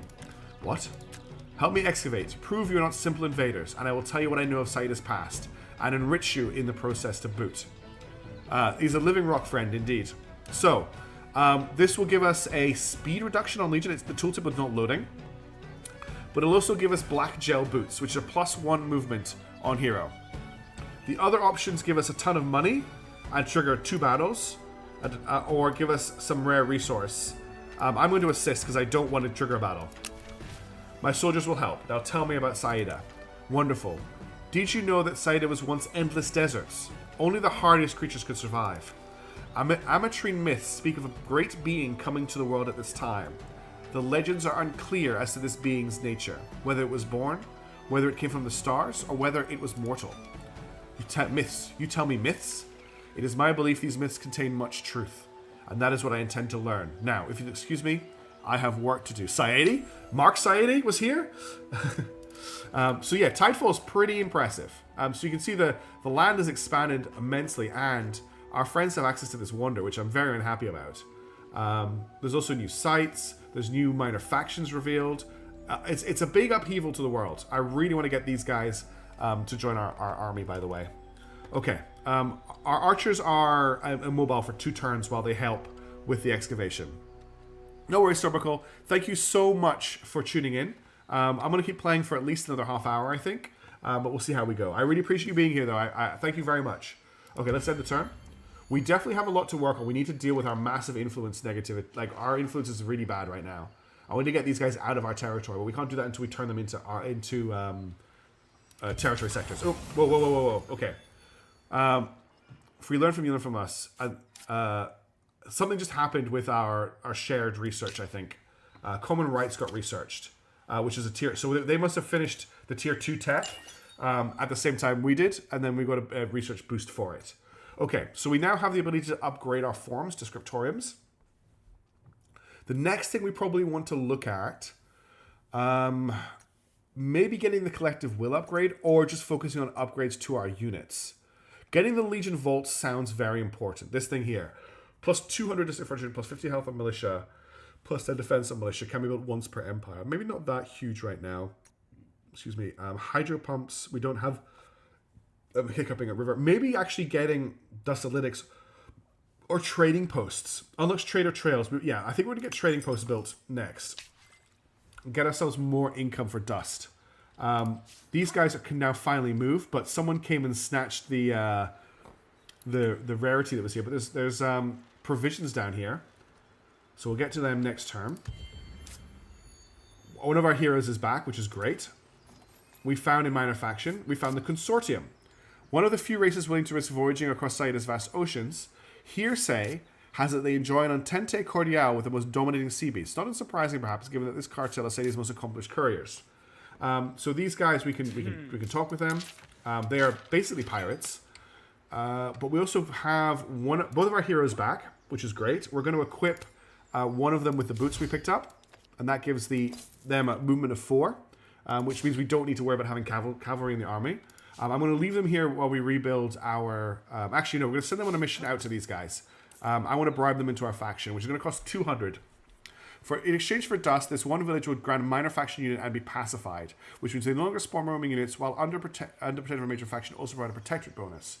So is that the only way I can bring them into the protectorate? All cities and camps, protectorates. No, I can. Okay, I've already got the ability to do it. I just haven't done it yet. This is what I meant to do earlier, was bring one of these into our protectorates. So I can make the Xavius a protectorate. I can't bring the Foundlings in. This will unlock them. Okay, I need 150 to assimilate them as well.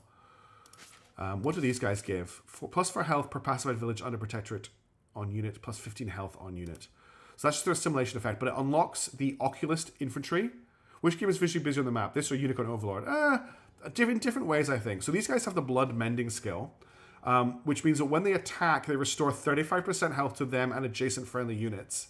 They also give us a scavenger tactics as a counter trait, and we can unlock the foundlings as a population, which is a science-based population. Or the Xavius will give us the Pantanel Juggernaut unit, which is we don't really need this because we have Colossi already. They've got scavenger tactics, and then they just give approval as a population, which is really interesting. But we need more influence before we can bring either of them in. And I want to pass up. I'm gonna have to bribe these guys because I really want them on faction. So I want to be able to bring them in. So we're gonna bribe them in. What's this up here? Okay, we've got ourselves our first luxury research as well.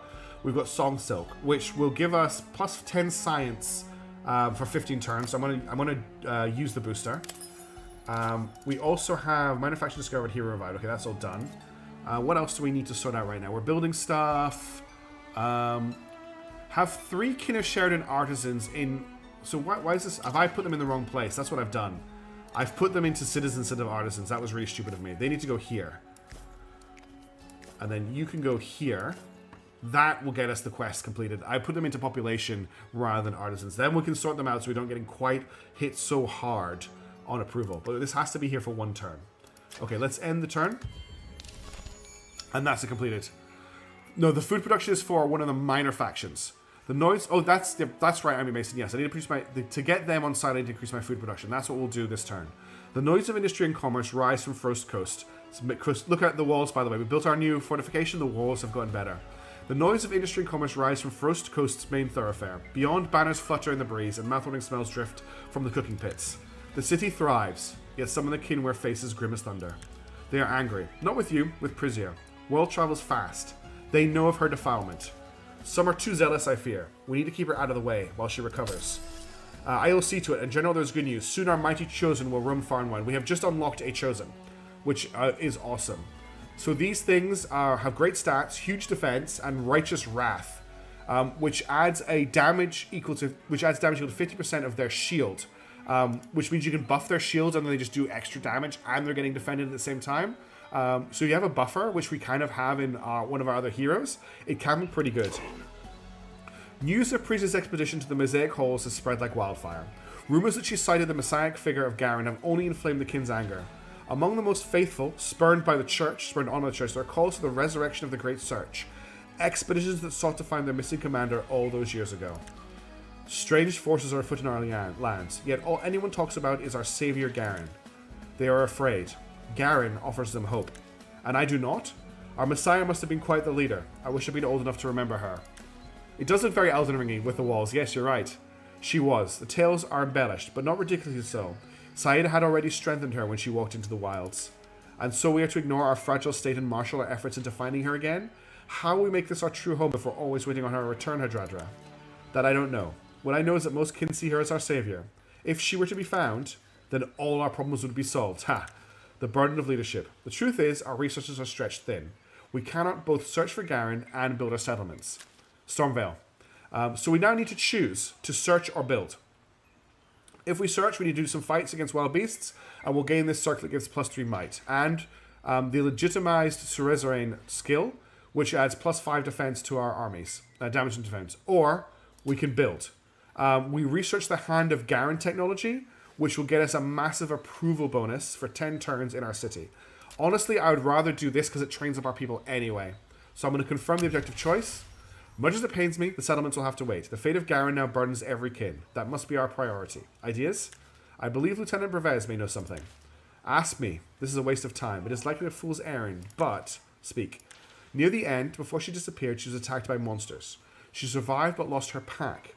If we can hunt down those beasts, we might find her belongings and learn something. Destroy the wild beasts. Begin the quest. So, the beasts we need to destroy are extremely far away. But we're going to have to send an expedition to go and deal with them. Now, we have access to our Colossi, so let's get it to join the army. Now, we have 2 slots left in the army, and one of those is for our archer unit. So I'm going to cancel these guys from being built. We don't need them. Is Endless Legend 1 recommended? I really enjoyed it, Marcos. If you find it on sale, I would strongly recommend it. It's definitely old these days. I think it came out in 2014. 2018, somewhere around that. Things are finally getting back to normal around here. Not a minute too soon. I've got deliveries to make. So these are horse people, archers. I'm Phyllis Tillis, boss of the consortium. They call me Mr. P. You need freight moved? A special package delivered? Discreet communications? Perfect. That's us. We're all business. Interesting skills, but we don't need couriers. Sure you do. Everyone does. Yes, they're horse people. Umumusame. If you can get it with most of the expansions, yeah. The expansions were good as well, especially the ones that added naval. And they come to us for it, except, well, we got an issue here. Shipment got lost. Friend, that's like the necrophage surrendering. Unthinkable. And if the goods don't show up your reputation, don't say it, don't think it. I can't have that. You help us out, fix the situation, I'll personally guarantee a permanent discount. But we have the business to discuss after all. It'd be boring without business, but sometimes business gets ugly. Like that consignment. This doesn't get back to me, but it's my cousin's operation. So why don't you just ask them nicely? Whoa, whoa, whoa. You didn't hear about my uncle and the apple harvest, or what went on at my sister's wedding. Friend, we just don't talk anymore. Destroy consortium rivals. Unlocks Illyria, +2 movement points battle. Pacifies all concerned. Okay. We can set that up. We have to pacify their other faction. But for now, I want my archers to come back to join my main army, which will take them a little bit of time. Pay Doctor. I'm doing 150 liters of used oil. Good for you. I'm really... That's awesome that you did that. We now have the ability to rejuvenate our units. So it restores all movement points and the ability to attack on this turn for the targeted army, which we can do on this army over and over again because they have a Colossus in it, and it counts as a place I can put these on. So we can reset their movement points every what's the cooldown on this? Every 5 turns for 50 influence. Now, we need to maximize our food hang on, if I click out of here, have 2 influence improvements. Okay, that's different from what it was asking for before. This might be the next stage of the quest. Have 2 influence improvements. So that's 2 forms, basically. What? I just found some cardboard in my hair. I don't know where this came from. Okay. Anyway, there's cardboard in my hair. So have 2 influence improvements. Well, we're building the forum, but that's not an improvement. That's a district. So we would need to have 2 districts that produce influence. I'm just going to bribe them. I want that unit in my army. And what we'll do is we will reset their movement points. So we can do that now. And now we have that unit in the army. And then what I'm also going to do is I'm going to spend dust to finish this unit. I'm going to add them to our army. And now we are ready for our expedition to over here with a full army. So let's go. It's going to take them quite a while, but we'll explore a lot on the way. You guys no longer need to do that. You can just continue exploring, to be honest. I'll put you on... I think there's an auto-explore option. I'll put them on auto-explore. To distant lands. And the music, like it's like prompted a distant lands music thing as well. Oh, the music's got really good. Proposing a cartography exchange. Yes, I'd love a cartography exchange. Thank you. For your consideration. Minor faction discovered. We have found the Unseeing Seers. So they do a little bit of divination. These guys are spreading a lot. We need to really get on top of that. We'll probably look at founding a new city. Okay, well, I also need to sort this out. So I definitely want someone in scribes. I think we should also convert somebody into a divine citizen. Okay, so we have 2 divine pops now. They don't have a downside to them. These guys only give +2 industry on artisans, whereas these guys give +1 to everything. I'm tempted to do this, which gives us more influence, more science. It reduces the amount of negative approval we have, and I think that will help us build up. We're only at +7 dust at the moment, though. Alright, let's end the turn. We just gained another population. Okay. Population growth is getting quite big. So we now have 2 in artisans. I'm more likely to put them in scribes and put these guys in artisans because there's no negative effect for them being here. Oh, there is a negative effect for them being here. Okay. So it's better to have these guys in artisans for the extra... We'll do that. Wait, I think I just messed that up completely. I want 1 guy in here. No, why does it move all 3 of them? That's what I want. Okay. We've got a quest. The Withered Ones. The army has come across a great mound of bones, masses of dead who were dumped unceremoniously in a pile. Frost roasts, yes, that's great, Doctor. They bear the signs of some disease or corruption. Bones, skins, and joints are deformed and twisted. But most strangely, the piles contain bodies from numerous peoples, the powerful and the powerless. All have been laid low. An ugly riddle. The troops are wise. They approach from upwind, masked and covered. They touch the bodies with wooden batons. And what is it? What is this new threat we face? We do not know, but it looks serious. These are not ancient mounds, but freshly made. We will search until we have answers. Okay, we need to search the burial site, which these guys can do. Where is it? It's really close to our army. Okay, we will search that with our army right now.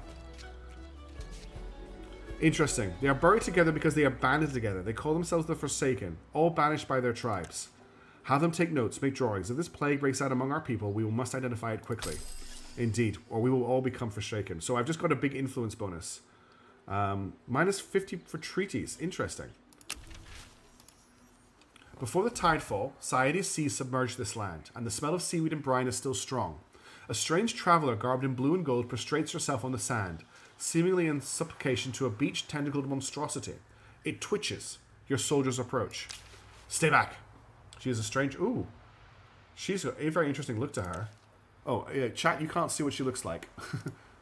That's what she looks like. What are you hiding? Stay back, I said. Give it space.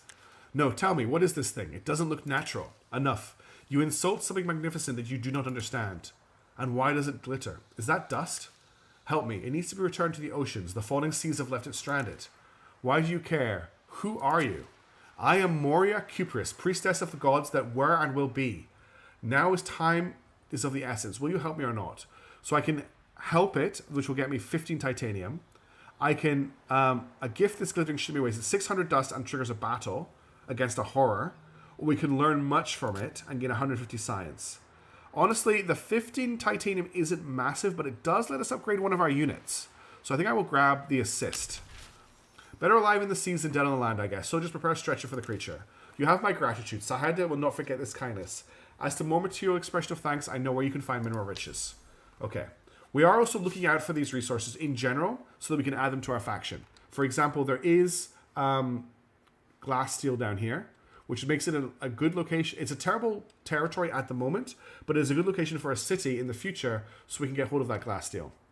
Always helps sane people. What we really want, though, is we want to find titanium. So we can use the titanium to upgrade these guys to wardens, which we can't do yet, but we will be able to do that once we've unlocked the technology for it. Okay, we've also got a conversation. Counselor Verdal Zorak, why do I keep hearing Kin of Sheridan grousing when they hear your name? Maybe because we have an empire lacking imagination. Cider holds many secrets, yet if you want answers, questions must be asked. Expensive questions, Counselor Verdal Zorak is happy spending empire dust, less happy working out where our funds are coming from. The investments pay themselves back many times over, eventually. And what is your latest area of interest, Counselor? Tidefall, or rather, where are Saida's sea waters disappearing to?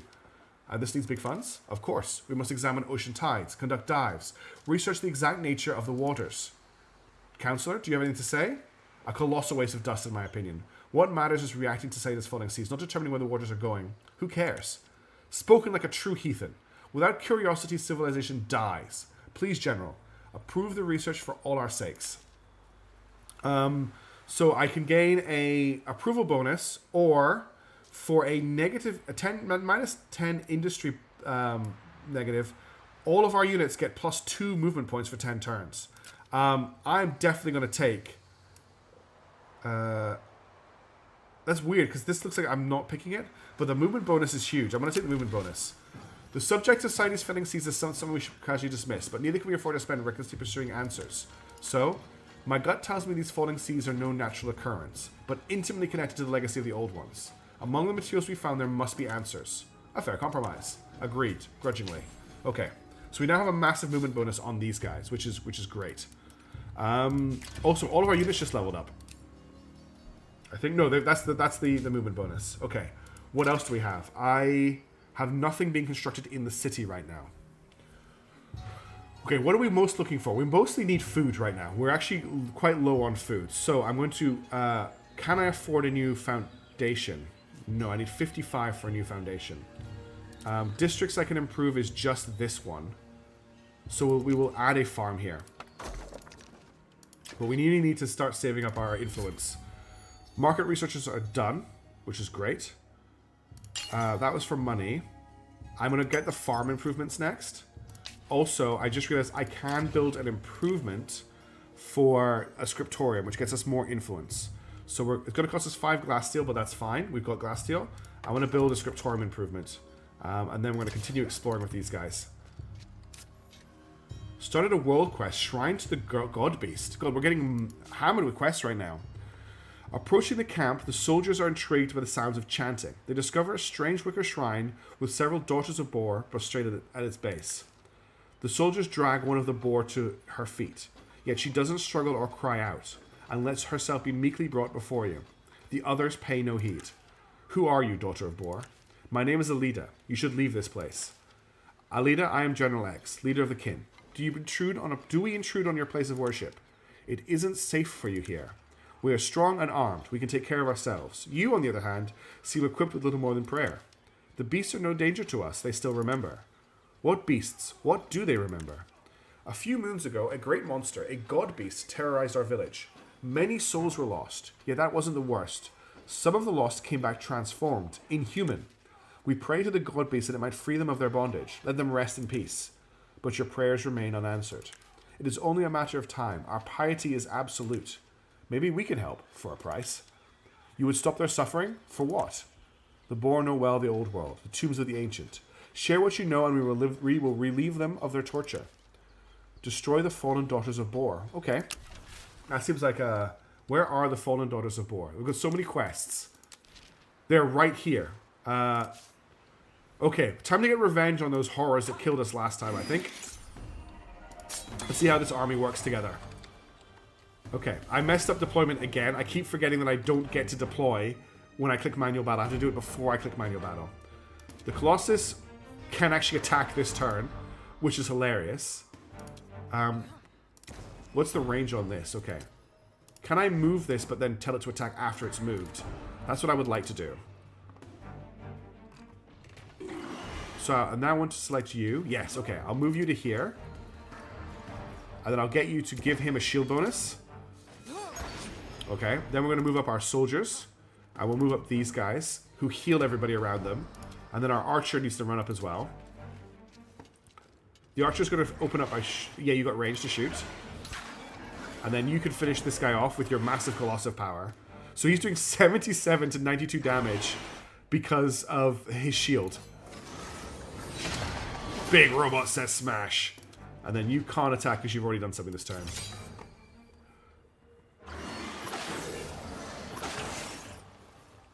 Alright.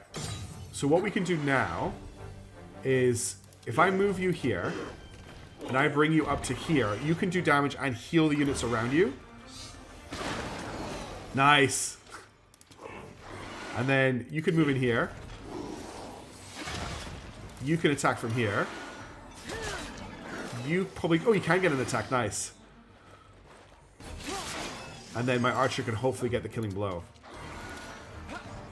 Nice. Good work, team. The last of the beast lets out a spine-chilling scream, slumps to the ground. Alida rushes to its side as it takes its final breath. As she consoles the horror that was once her village mate, far in the distance, something monstrous howls with grief and fury. I hope you find peace now, daughter of Boar. One day, perhaps, here, a map of the ancient places, as we promised. Be careful what you wish for, kin. Farewell, Alida. Okay. Tons of... We've got a lot of money at the moment. No level ups. We've got to level up on our archer. So what can we pick up on him? 1 hero point. I can get shooting expertise, which is actually just insane because it removes defense from enemies he's shooting at. When starting a battle, apply hasten 1 to all friendly units. That's pretty good. This is rain of arrows. So this is an area attack. This is one of the 4 hero attributes improving hero's defensive skills. Oh, this is just improving his skills. Gain extra influence when winning a battle. More movement speed. And this is just a passive skill that increases damage. I'm going to grab shooting expertise because this seems insane. Oh, I've got another hero point. So this does more damage per determination and might. And this does more damage per might. So let's increase this. I can't know. That's the 1 hero point I've got. Okay, cool. Now, what's the negative debuff we have on everyone? Exhausted. Okay, cannot attack until next turn. That's fine. But you can't move either. So end turn. They've revoked their border closure. Okay, cool. We need to keep heading to this location here. Oh, they want us to go north. Okay, whoops, I went the wrong way. Excuse me, I got the hiccups. Is this just an empty site? Yeah, it's just an empty site. Let's end the turn. Oh wait, I need to do a protectorate thing. Do I have enough? I still don't have enough influence to make them a protectorate yet. I want to make them a protectorate, but I don't have enough influence for that yet. We now have Darkhorn, which gives plus industry. We're building stuff in the city. I think everything's good for us to continue ending the turn. That's fine. And again, we'll just end the turn. You found an insight. Okay, that's our guy who's doing auto travel. Do I want to make this part of my city now? I don't really need the expansion. What I need to do is I need to spend influence to expand this city. And we need to produce more influence. So I want to buy this. I want to buy these tiles and turn them into forums. 123. This one's only 55 to buy though. So I think I'm going to buy this and I'm going to build a forum here for more influence. We should also look at building a camp in this territory sector, but we are low on influence. Just one more turn set for us, set 7 turns. Oh no, I'm nowhere near ending right now. Like, I want to play for a bit longer. Strength of our zeal rises. Cool. So we now have Blessed Earth. Generates 10 resources from targeted resource deposits. Wow. So we can just farm resources like that. That's crazy good. That's awesome. Why are you... okay, we can't cross the sea. That's a problem. You found a weapon. Sidon Club. Scion's Charm. Okay, we found some equipment, finally. So we've got a Sidon Club. Plus resilience. Plus 47 damage on hero. Plus 10 defense on hero. And it has the obliteration skill. And shield shockwave 2. Deals 6 damage. Knocks 1... okay. And, wait, greater cleave as well? Wow. This thing's amazing compared to the club that she's currently using. We also got Scion's Charm, plus 1 determination. We'll give that to her. That gives her more health. That's a hugely powerful club we just got. So there's no way for us to cross the sea right now. We cannot get to this territory. I want to make sure that we can claim Mirad. It's not a great... it's a good territory center for Dust. But I don't know what else we can do. We'll have to wait for the next Seafall to get across the sea. Have we already designated constant companions? No, no one has actually gotten that there yet. It's a lot slower in this version of the game than it was in the demo. So if I select our hero window, you can see there's no options yet for companions. Your hero needs to reach level 5 before they can build havens. So we need to go out and fight some stuff, really. So what we'll probably do is we will go and destroy the Consolidating rivals that are down here with this army. That's what we'll do. And that'll get the level up. He's level 4, so he's quite close to getting the level up. And we'll just keep building stuff in our city in the meantime. We've got a lot of dust right now. We could probably just buy some stuff out. Let's buy this out. Let's buy this out.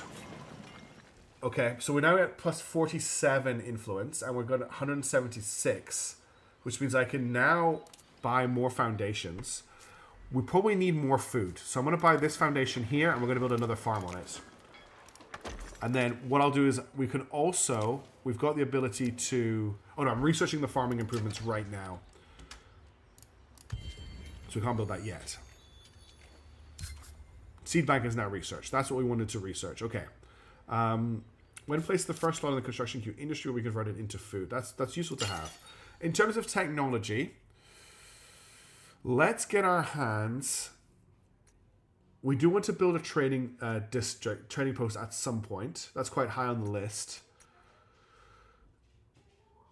This gets us 100 influence. This gets us lodgings improvements, which we will need. I want to grab the creed, and I also want to queue up a trading post. So if I buy this foundation, I'm going to build a trading post here. This gets us money. It level ups the surrounding 4 districts by 1 level, and roads will automatically be created between districts containing a trading post. So I build another city with a trading post. This will just level up our fortifications, though. Do I want to build it? Building it here would level up all of these.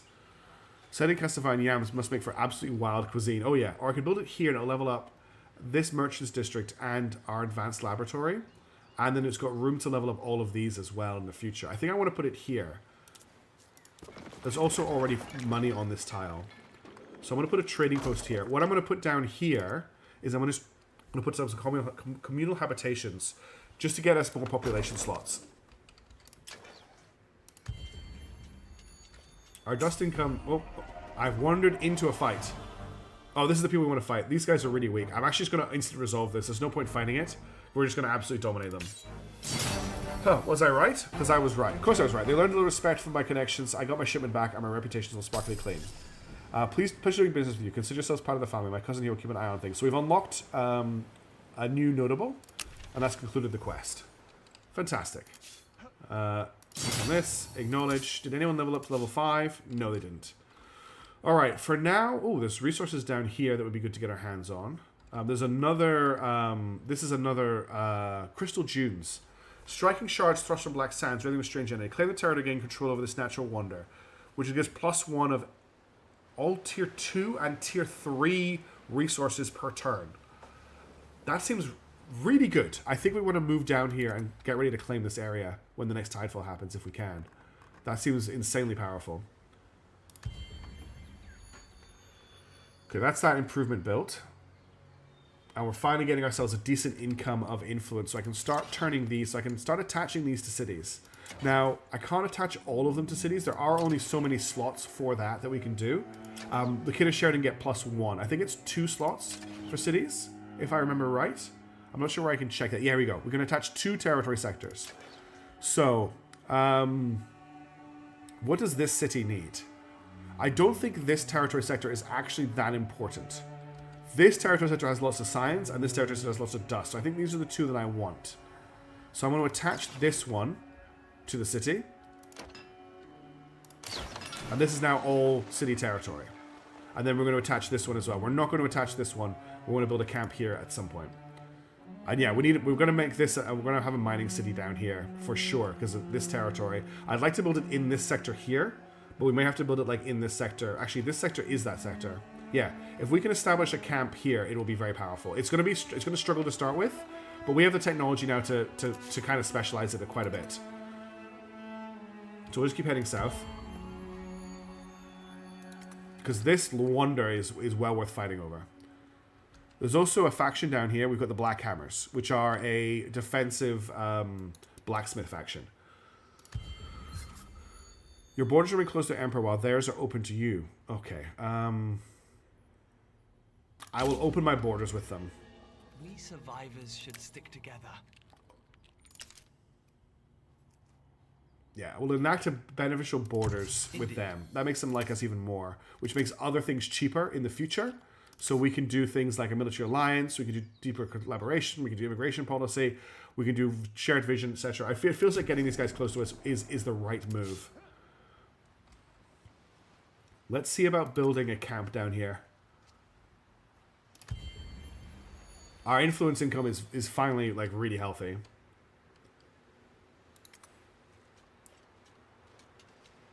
We've lost our movement buff that we got from all that questing.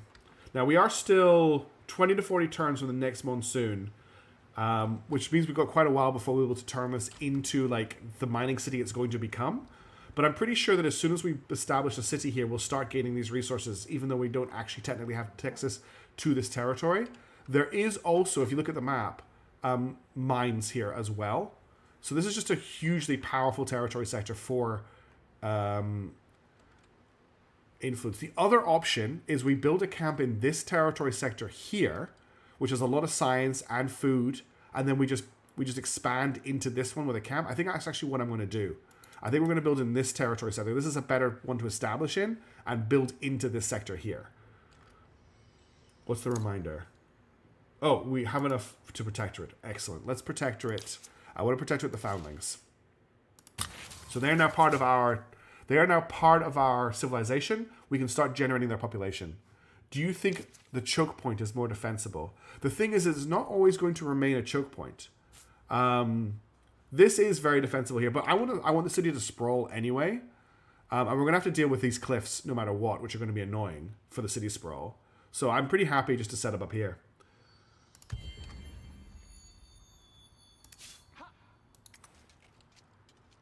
We still need a little bit more. We need a bit more influence anyway. Oh, that's right. This is now fully evolved into a city, so you can see that it's like got the tiles around it, but they are one city, even though they're not totally linked. One thing I want to check here is improvements, because I can now build a laborer's hut, which gets me plus 20 food, and I think I can't. Yeah, I just build the laborer's hut, which I need to open a sector for. So I'll probably build the laborer's hut here, but I'm going to hold my influence right now for building this new camp. With tech, you can remove cliffs anyway, so you can keep the choke points you want to remove the rest. There you go. So we can remove these cliffs. We can found on the edge of this. This is good. Okay, we've got the lodgings, which is what we wanted to pick up. I'm struggling with resources I want from this territory sector. I think I'm going to grab this because I feel like the Hanagaran is an important tech for the faction anyway. I thought they were as well, Ionic, but we keep building them on our center section instead. They was what made me think of Mana Lords. Just waiting for the upgrade, Notorious? I'm just waiting for the update. Oh, it's improved. Yeah. Wait, what happened to the laborer's hut I was just looking at? Oh, there it is. I need 20 glass steel now. No. Where did the laborer's hut go? Oh, I actually queued it up. I didn't mean to. So laborer's hut is just a queuable. It's not something I place down. For specific kinds of hexes, okay. Wait, we're saving up for this thing. The unionizers said F off. Yeah. They went, no, we're actually labor. Oh my god, there's another wonder over here. Believed to possess abundant spiritual energy, sending us to travel far and wide to bask in as a boreal oasis. Claim the territory you can control over this natural wonder. Natural wonder effects, plus 50% food on population, plus 50% industry on population, 50% dust, 50% scientific influence. Plus 10 health regen. Hey Boris, how's it going? It has been a while. Good to see you. Thanks for tuning in. This territory sector, this one here, borders two huge natural wonders. We have to claim this territory sector. It is absolutely vital that we claim this territory sector now. We'll go and grab this while we wait for the influence, but we're not spending any influence until we've claimed all three of these territories. That's our new job. Claim the region and link them to the capital. No, I'm gonna set up a new city down here because I've already used one of my links for Dill, and I want to do it. I'm gonna just make this into one big city over here. So I will make another city down there. I'm gonna reuse our Song Silk, and I'm not gonna bother with that though. It's too far. Yeah, I think it's too far from the capital for me to really want to do it. Let's end the turn.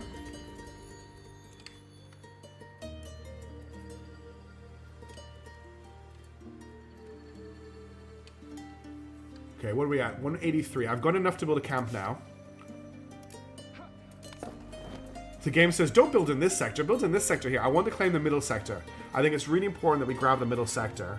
I'm thinking one of these two tiles. This is probably the tile here. Soon the capital will be the second. This is probably going to be the boom city, yeah. Okay, so they're building the camp. Once we've done that, I'm going to look at seeing if we can upgrade our legionaries.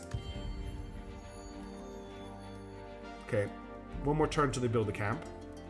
Are the Black Hammers going to attack us? The Black Hammers are going to attack us, which is wild. So, we're getting reinforcements, which is fine. So I can confirm here. Now I do my deployment. So I want to put my soldiers at the front. Nope. Soldiers here. But I want my Colossus in the front row. I want my vampires in the second row. Archers back here. Maybe Frost Coast needs to expand north. Yeah, that might be a good idea. Okay, we're going to go for... I could instantly win this, but I actually like fighting the battles. They're going first here, which is really bad for them, because I don't want to get into range of my Death Robot. So my Death Robot cannot get into combat range this turn, so I'm going to put it here. And then I'm going to activate you, bring you here, and you're going to use Shield Shockwave on this thing to give it... Oh no, I used the wrong skill. I meant to buff its shields, instead I destroyed its shields like an idiot. You guys move here. That was really stupid. Actually, if you guys move here, then you guys can move here. I can't believe I just did that. You guys move here. I think you actually have range this turn. No, you don't. And then you move here. That was really, really stupid. That's okay. We make mistakes. That's how we learn. And I'll put everyone into defensive stance, which will give them shields.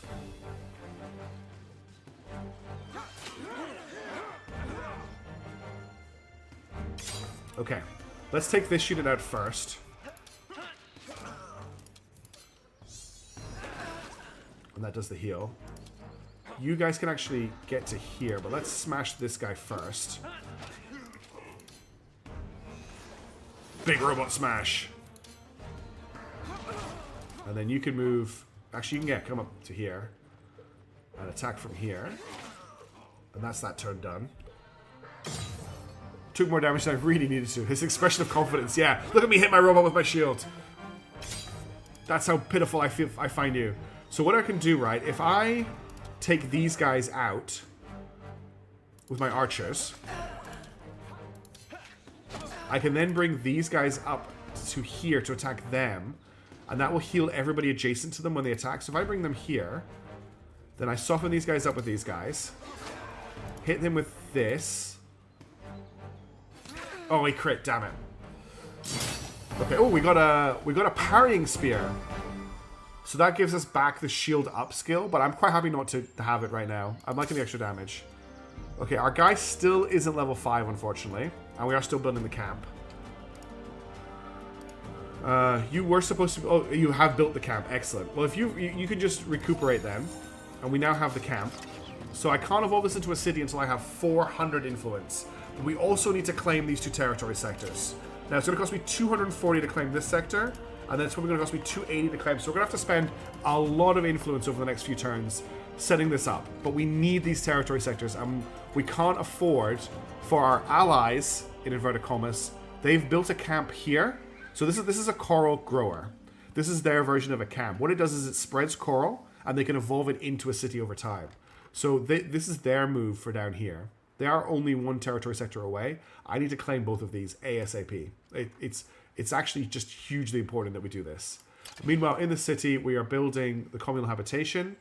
So I can build the laborer's hut. I don't see why I don't. I'll just use up the glass steel that I've got. Now, the other thing we can do is, because this is now our territory, I might be able to upgrade these guys. I need Sheridan's Creed. Okay, we're currently researching Sheridan's Creed. So we need to turn everything to resource production. Yeah, influence production. Yeah, we kind of really do need to do that. So influence production. Oh, let's actually convert another one of our population as well. So, we've actually got a fouling pop in the city as well. They should definitely be in here, I think. So what do? They do +2 science, -3 approval per population type in the sim category. Oh, interesting. So influence comes from scribes. The best people to do scribing, honestly, are our divine pop. So that's got us up to 16. If I put this here, it's only -3 influence, or -6 influence for them. But if I put another kid in here, they're still getting no influence negatives at all. Then I can put these guys here. So we're getting 4 food. And that's 20 influence income. Which is put us up to 76. So we should be good for the moment. We're getting the influence that we need. We're still building stuff in the city. But yeah, that's the big push right now, is to get this city established. So I'm going to set these guys up in position, and then we're going to, once this army has recuperated, which they have, we're going to move them into this territory sector. I should probably actually, I think I might just wipe these guys out, so that we don't have to worry about them attacking our camp. Okay. So Robot can attack these guys this turn. You can also attack these guys this turn. So let's bring you to here. Yeah, the camp's going to be so expensive. Giant robot attack. I need a way to give him more shields, which he doesn't currently have.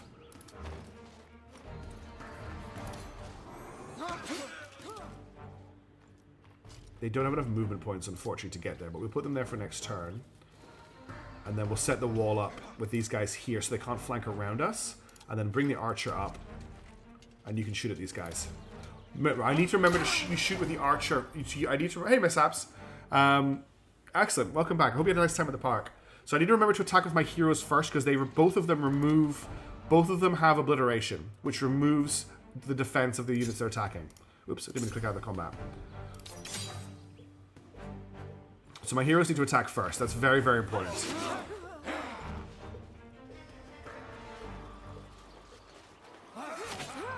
Okay. So Archer hero is going to attack these guys first. Then we're going to attack with Giant Robot. Giant Robot's going to kill. That's fine. We'll get Giant Robot to attack. Then I can bring my Vampires down here. My Necromancers. And they'll heal everybody around them and do damage. And then you can attack these guys. And then my soldiers will beat them up too. Excellent. This is going well. So mishaps, to catch you up, we have found the most amazing resources, and we're currently rushing to take them over as fast as we can, which is costing us a whole ton of resources, but it's actually kind of fun. You won't kill... Oh, okay. Will you kill them? Well, let's get the heal. Nice. I love that. I love the fact that I've got a passive heal on attack in my army. Nice. So we're taking out that faction. We've got an Engraved Curious. Plus resilience, plus 70 health, plus 8 defense, and that gives defense export 1 when defending. Okay, that's great for our melee hero. So they've been wiped out. We've wiped them out. If we go here, this person's leveled up. So let's... I really like it. War Machine was good. I love a way for them to passively give shields. That gives them shields. That's a passive defensive skill. That gives more shields when gaining shields. When gaining shield, gain more shield. When defending, give shield to this unit and adjacent friendly units. That's what we want. And that will buff the robot, which will make the robot more powerful. I also want to give her the Curious that we picked up. So she has more health. All right. Can we evolve these guys, by the way? Yes, we can. We can turn them into Mighty Occultists and then Elite Occultists. Gold is just a luxury then. Yeah. Okay, what else do we need to do right now? Nothing much. We're just waiting for influence at the moment, and our city up here is thriving. Oh, look at the capital's turned into. It's like evolved even more, and we now have our advanced. So these are now. Some of these are leveling up. I don't know what the mechanics are for leveling up, but like this is a farm and this is an advanced farm. I don't know what the mechanics are. This is an advanced keep and this is a keep. So there is something that's advancing stuff. How do you pronounce it? I've never heard. So, strategic expansion management. Thank you, Dr. Dot. You made it maybe sound very professional. How do you pronounce curious? Because I've never heard it said. It's one of those words I've read. Certain amount of districts surrounded. Okay, cool. Embrace Symbiosis Declaration. What the hell is the Embrace Symbiosis Declaration? For both of us. Cannot be done with your appropriate faction. What does it do? Oh, is that the one where we can use their coral? I think that's just the one we can use their coral. Their coral. Okay. We haven't found any other factions yet, which is actually a little bit concerning, because it means that the Necros are developing unmolested at the moment. Curious. Okay. By typing queer ass, it might get you censored. Yes, I'm definitely going to do that. But at the moment, I'm not spending any influence because we need it to set all this up. There's a gang here.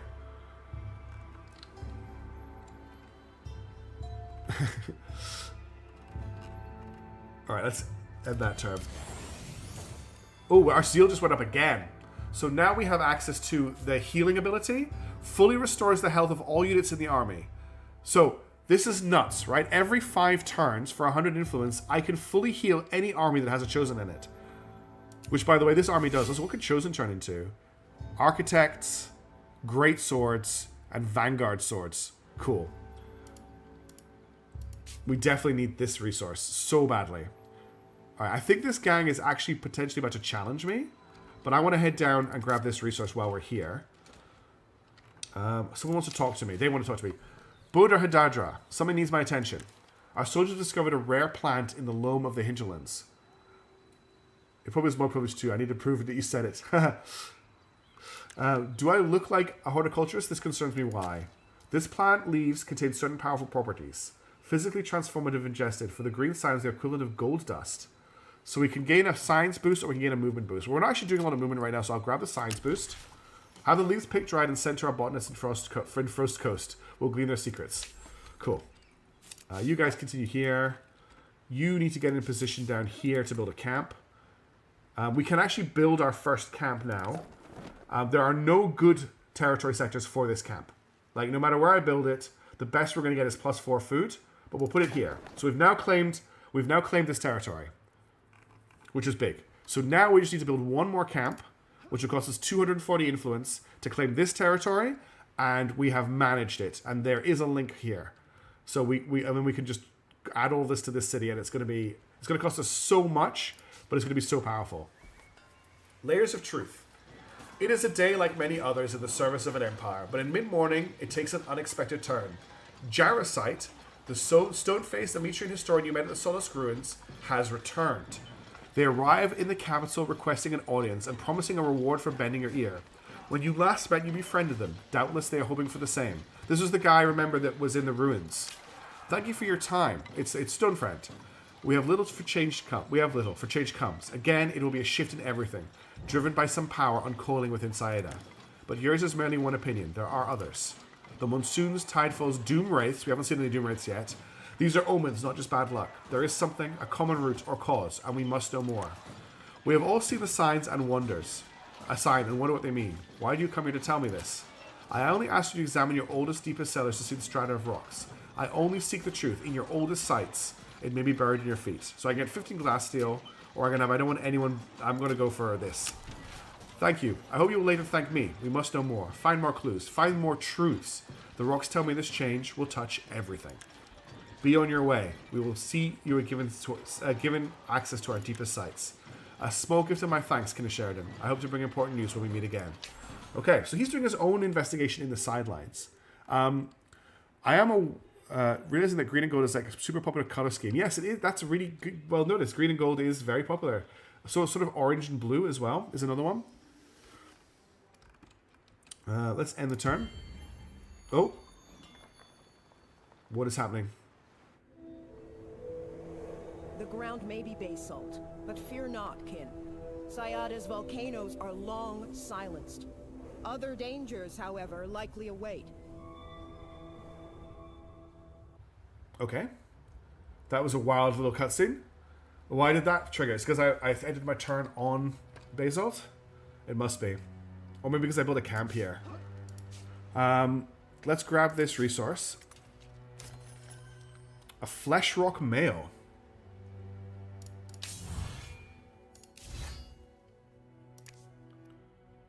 Flash rock mail. +1 resilience, +1 might, +44.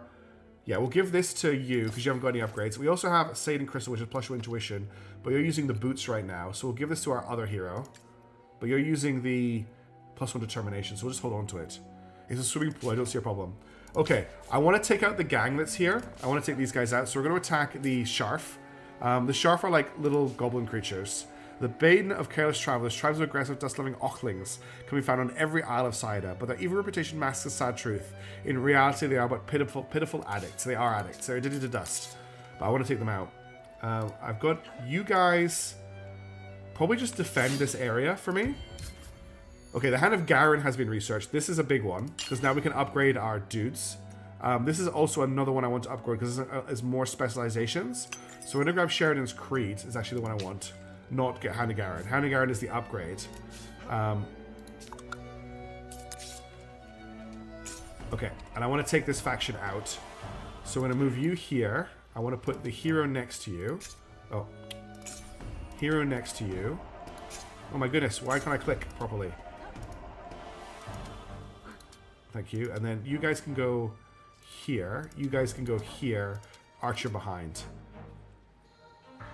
Okay, there are a lot of units in this fight. This is going to be a big one. They're all archers as well. But we should just be able to smash our way through them pretty easily. Always open up with the hero, because the hero removes their defense.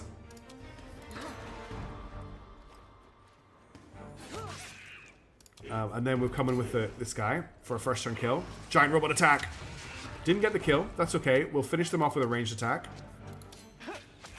Then we'll bring you guys up.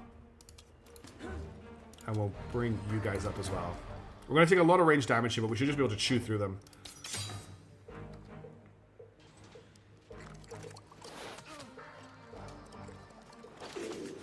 The damage is low.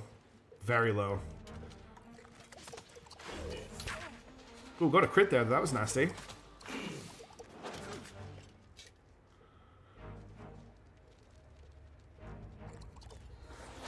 Those guys around the top are a problem. Bear in mind, I can do passive healing here. So I want you to attack here. And then we'll get these guys to finish them off. But I'll get... No, damn it. Wrong square. I wanted to finish them in this square. That didn't actually kill them, which is kind of... Oh, kind of annoying. We'll get you to finish them off. Basically, I want to just put as many units in adjacent to their archers as possible. But then they're forced to take damage from attacks. And then you can come down here, which stops them from ranging you. Breaks their focus. Breaks my focus too, but I'm just going to defend with you this turn. Scope shot. If I do a scope shot, does that still break my expertise? It doesn't. So they can't attack back if I do that. Okay. So any of these guys that move now will take opportunity attacks, which is the whole reason I put all my units next to them. Mecha's tagging, which is great. Remember, I can fully heal everybody as soon as this is over. Okay, none of them are moving, they're just taking attacks. They tried to move, took a hit. That opens a hole for these guys to come in. Alright, you move to here. And then attack these guys. Which heals my robot and gives it shields. You attack here. And then you move to here and finish them off. Not quite. And then you guys attack in here. And then you come and finish... Actually, I want you to move right into the middle of everybody. And then attack here. And that gets all of them to do reduced range damage, or they have to leave and take opportunity attacks.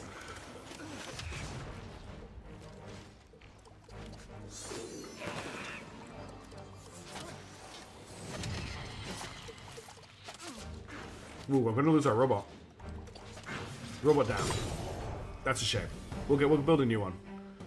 Okay, you guys, you move to here. And shoot these guys. And then you move to here and give us a heal. And then you... Oh, they didn't get finished. That's really annoying. I need to take out the bigger units, though. After the chat for the big robot, we'll build a new big robot. Actually, I don't think I can build a big robot yet. Thanks to SL Trooper. They just died on the move. Hero's taking a bit of damage. We might lose them here. No, they survived with like, how much health? 7 HP. You kill them. And then you attack them. You attack them. And then you finish them off. So losing the Chosen was probably really bad. Well, what do they still have active? I thought I killed everything. Oh, there's that one unit there. Oh, my hero went down. Ah, it's okay. The hero will regenerate. That was a pretty big fight. We got ourselves a Mantle of Protection, and we got ourselves a Corroded Firebow. Anti-infantry. Okay, cool. So, yeah, we did lose a couple guys. A couple units leveled up. Losing the Chosen does suck. A lot. I will agree to that. Cool. Alright. I was wanting to play up until the next monsoon, but I am starting to run out of time. We'll do one more turn. I also want to check, can I build another Colossus, or is it locked off for me? I can build another Colossus, so we'll queue a Colossus. And we'll send that down with our hero when it's completed. All good.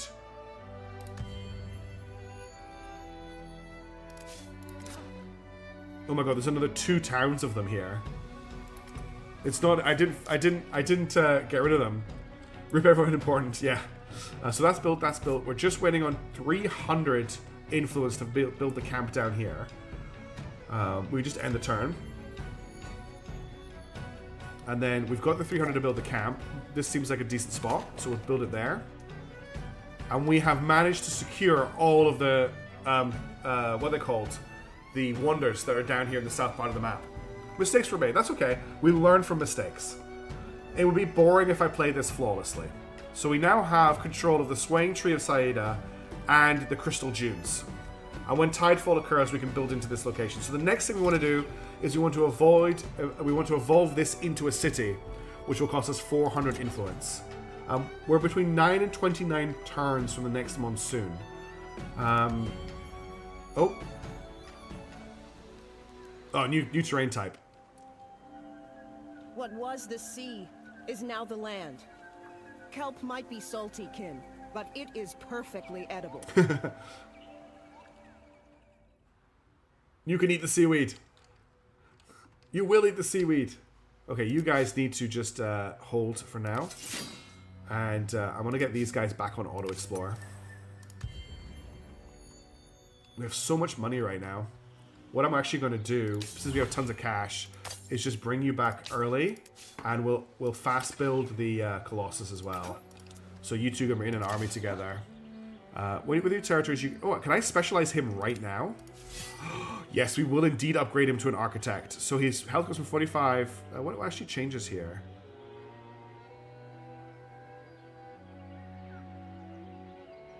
I don't see what stat changes I'm getting.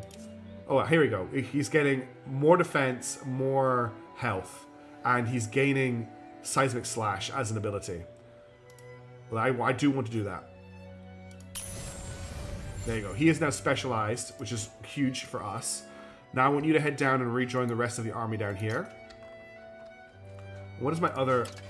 Oh, it's the cities is idle. So the terrain biome-based collection cutscenes of Endless Space 2 are making a return. Yes, I didn't even know they were there. The Truth Doctor did drop some fiery and uncomfortable truths for sure. Okay, so improvements. We're looking at improvements right now. We can build the Legion Vaults, which I think we should do, just so because we've got them. So I'm going to build the Legion Vaults. We can also build the Sanctity of Nature. We can build the Emergency Dwellings. I don't need those. We can build Lodgings. We don't need those either. In terms of district improvements, we're still saving influence at the moment for the new city. So we're not going to do anything else here at the moment. Someone already made a sand joke, sadly, so I can't make the I hate sand joke that I would love to make right now. Okay, I think we're okay to end the turn. We do need to wipe out the rest of these guys, but we'll wait until the rest of our army comes back. We're just kind of waiting for them to cross the land, which is what they're doing. That was a very long turn to resolve there. Enemy army detected. Is that these guys here? Okay, they're fighting the Are they fighting us? They're fighting the Hydrocorns. The Hydrocorns are fighting us. I can instantly resolve this. I think I will. We got ourselves a Beached Dagger, which isn't usable by any of my heroes. This is early access SL Trooper. So I've got Hooded Horse have given me a preview version of the game. So it's not available in early access yet. I just have early access to it. Plus we can 2. I would really like a way for her to apply shields on attack. That would be amazing. Patient Mentor. There's no way to really do that though. There's just Devoted Guard. But we'll get the when gaining shields, gain extra shields ability. You should have made another Endless Space. Or this game seems pretty awesome, Z-Bart. I think Endless Space, I love Endless Space, but I do feel like, I don't know, I would like, the combat I think throws a lot of people off is what I'll say about Endless Space. And I think they maybe just need to rework that a little bit. But the fact that they're getting to make Endless Space 2 after losing their publisher as Sega is a pretty big deal. Okay, we're getting pounded at the moment. I'm just going to instantly resolve this as well. Flask of Dustfire and a Splintered Halberd. Still not better than anything we're currently using. We're fighting a big defensive war down here. I can now upgrade these guys to Wardens. So, the Wardens have more health, and they gain the Coordinated Attack passive skill, which gives 15% damage when adjacent to 2 friendly units. They then have I can't check what these guys do. Or we could evolve them into Defenders who gives 20 shield when defending, gives 20 shields to this unit and adjacent units. So this is a way to give my right. So they don't even publish it. So they're away from Sega, which is yeah, a pretty big deal. Going indie once more. God, Ionic. Thank you for doing that. I actually think I want to turn these into defenders. I think giving them being able to give the Colossus shields passively is pretty good. So let's specialize them into defenders. I can't do these guys yet. I need to research statecraft for that. My archers could probably be upgraded as well, but I don't have any of them in my army right now. Research is done. We still need to research one more technology until we get to the Years of Invention. What do I want from here? I think I'll maybe get the science upgrades. Okay, so I'm going to end the stream when my hero gets 2 pass score for that to be the start point for next week. Just FYI, or if a monsoon starts. Whichever starts first. So we're going to end this pretty soon. It's taking longer and longer for the turns to resolve, which I'm finding interesting. It means something is happening on another island somewhere.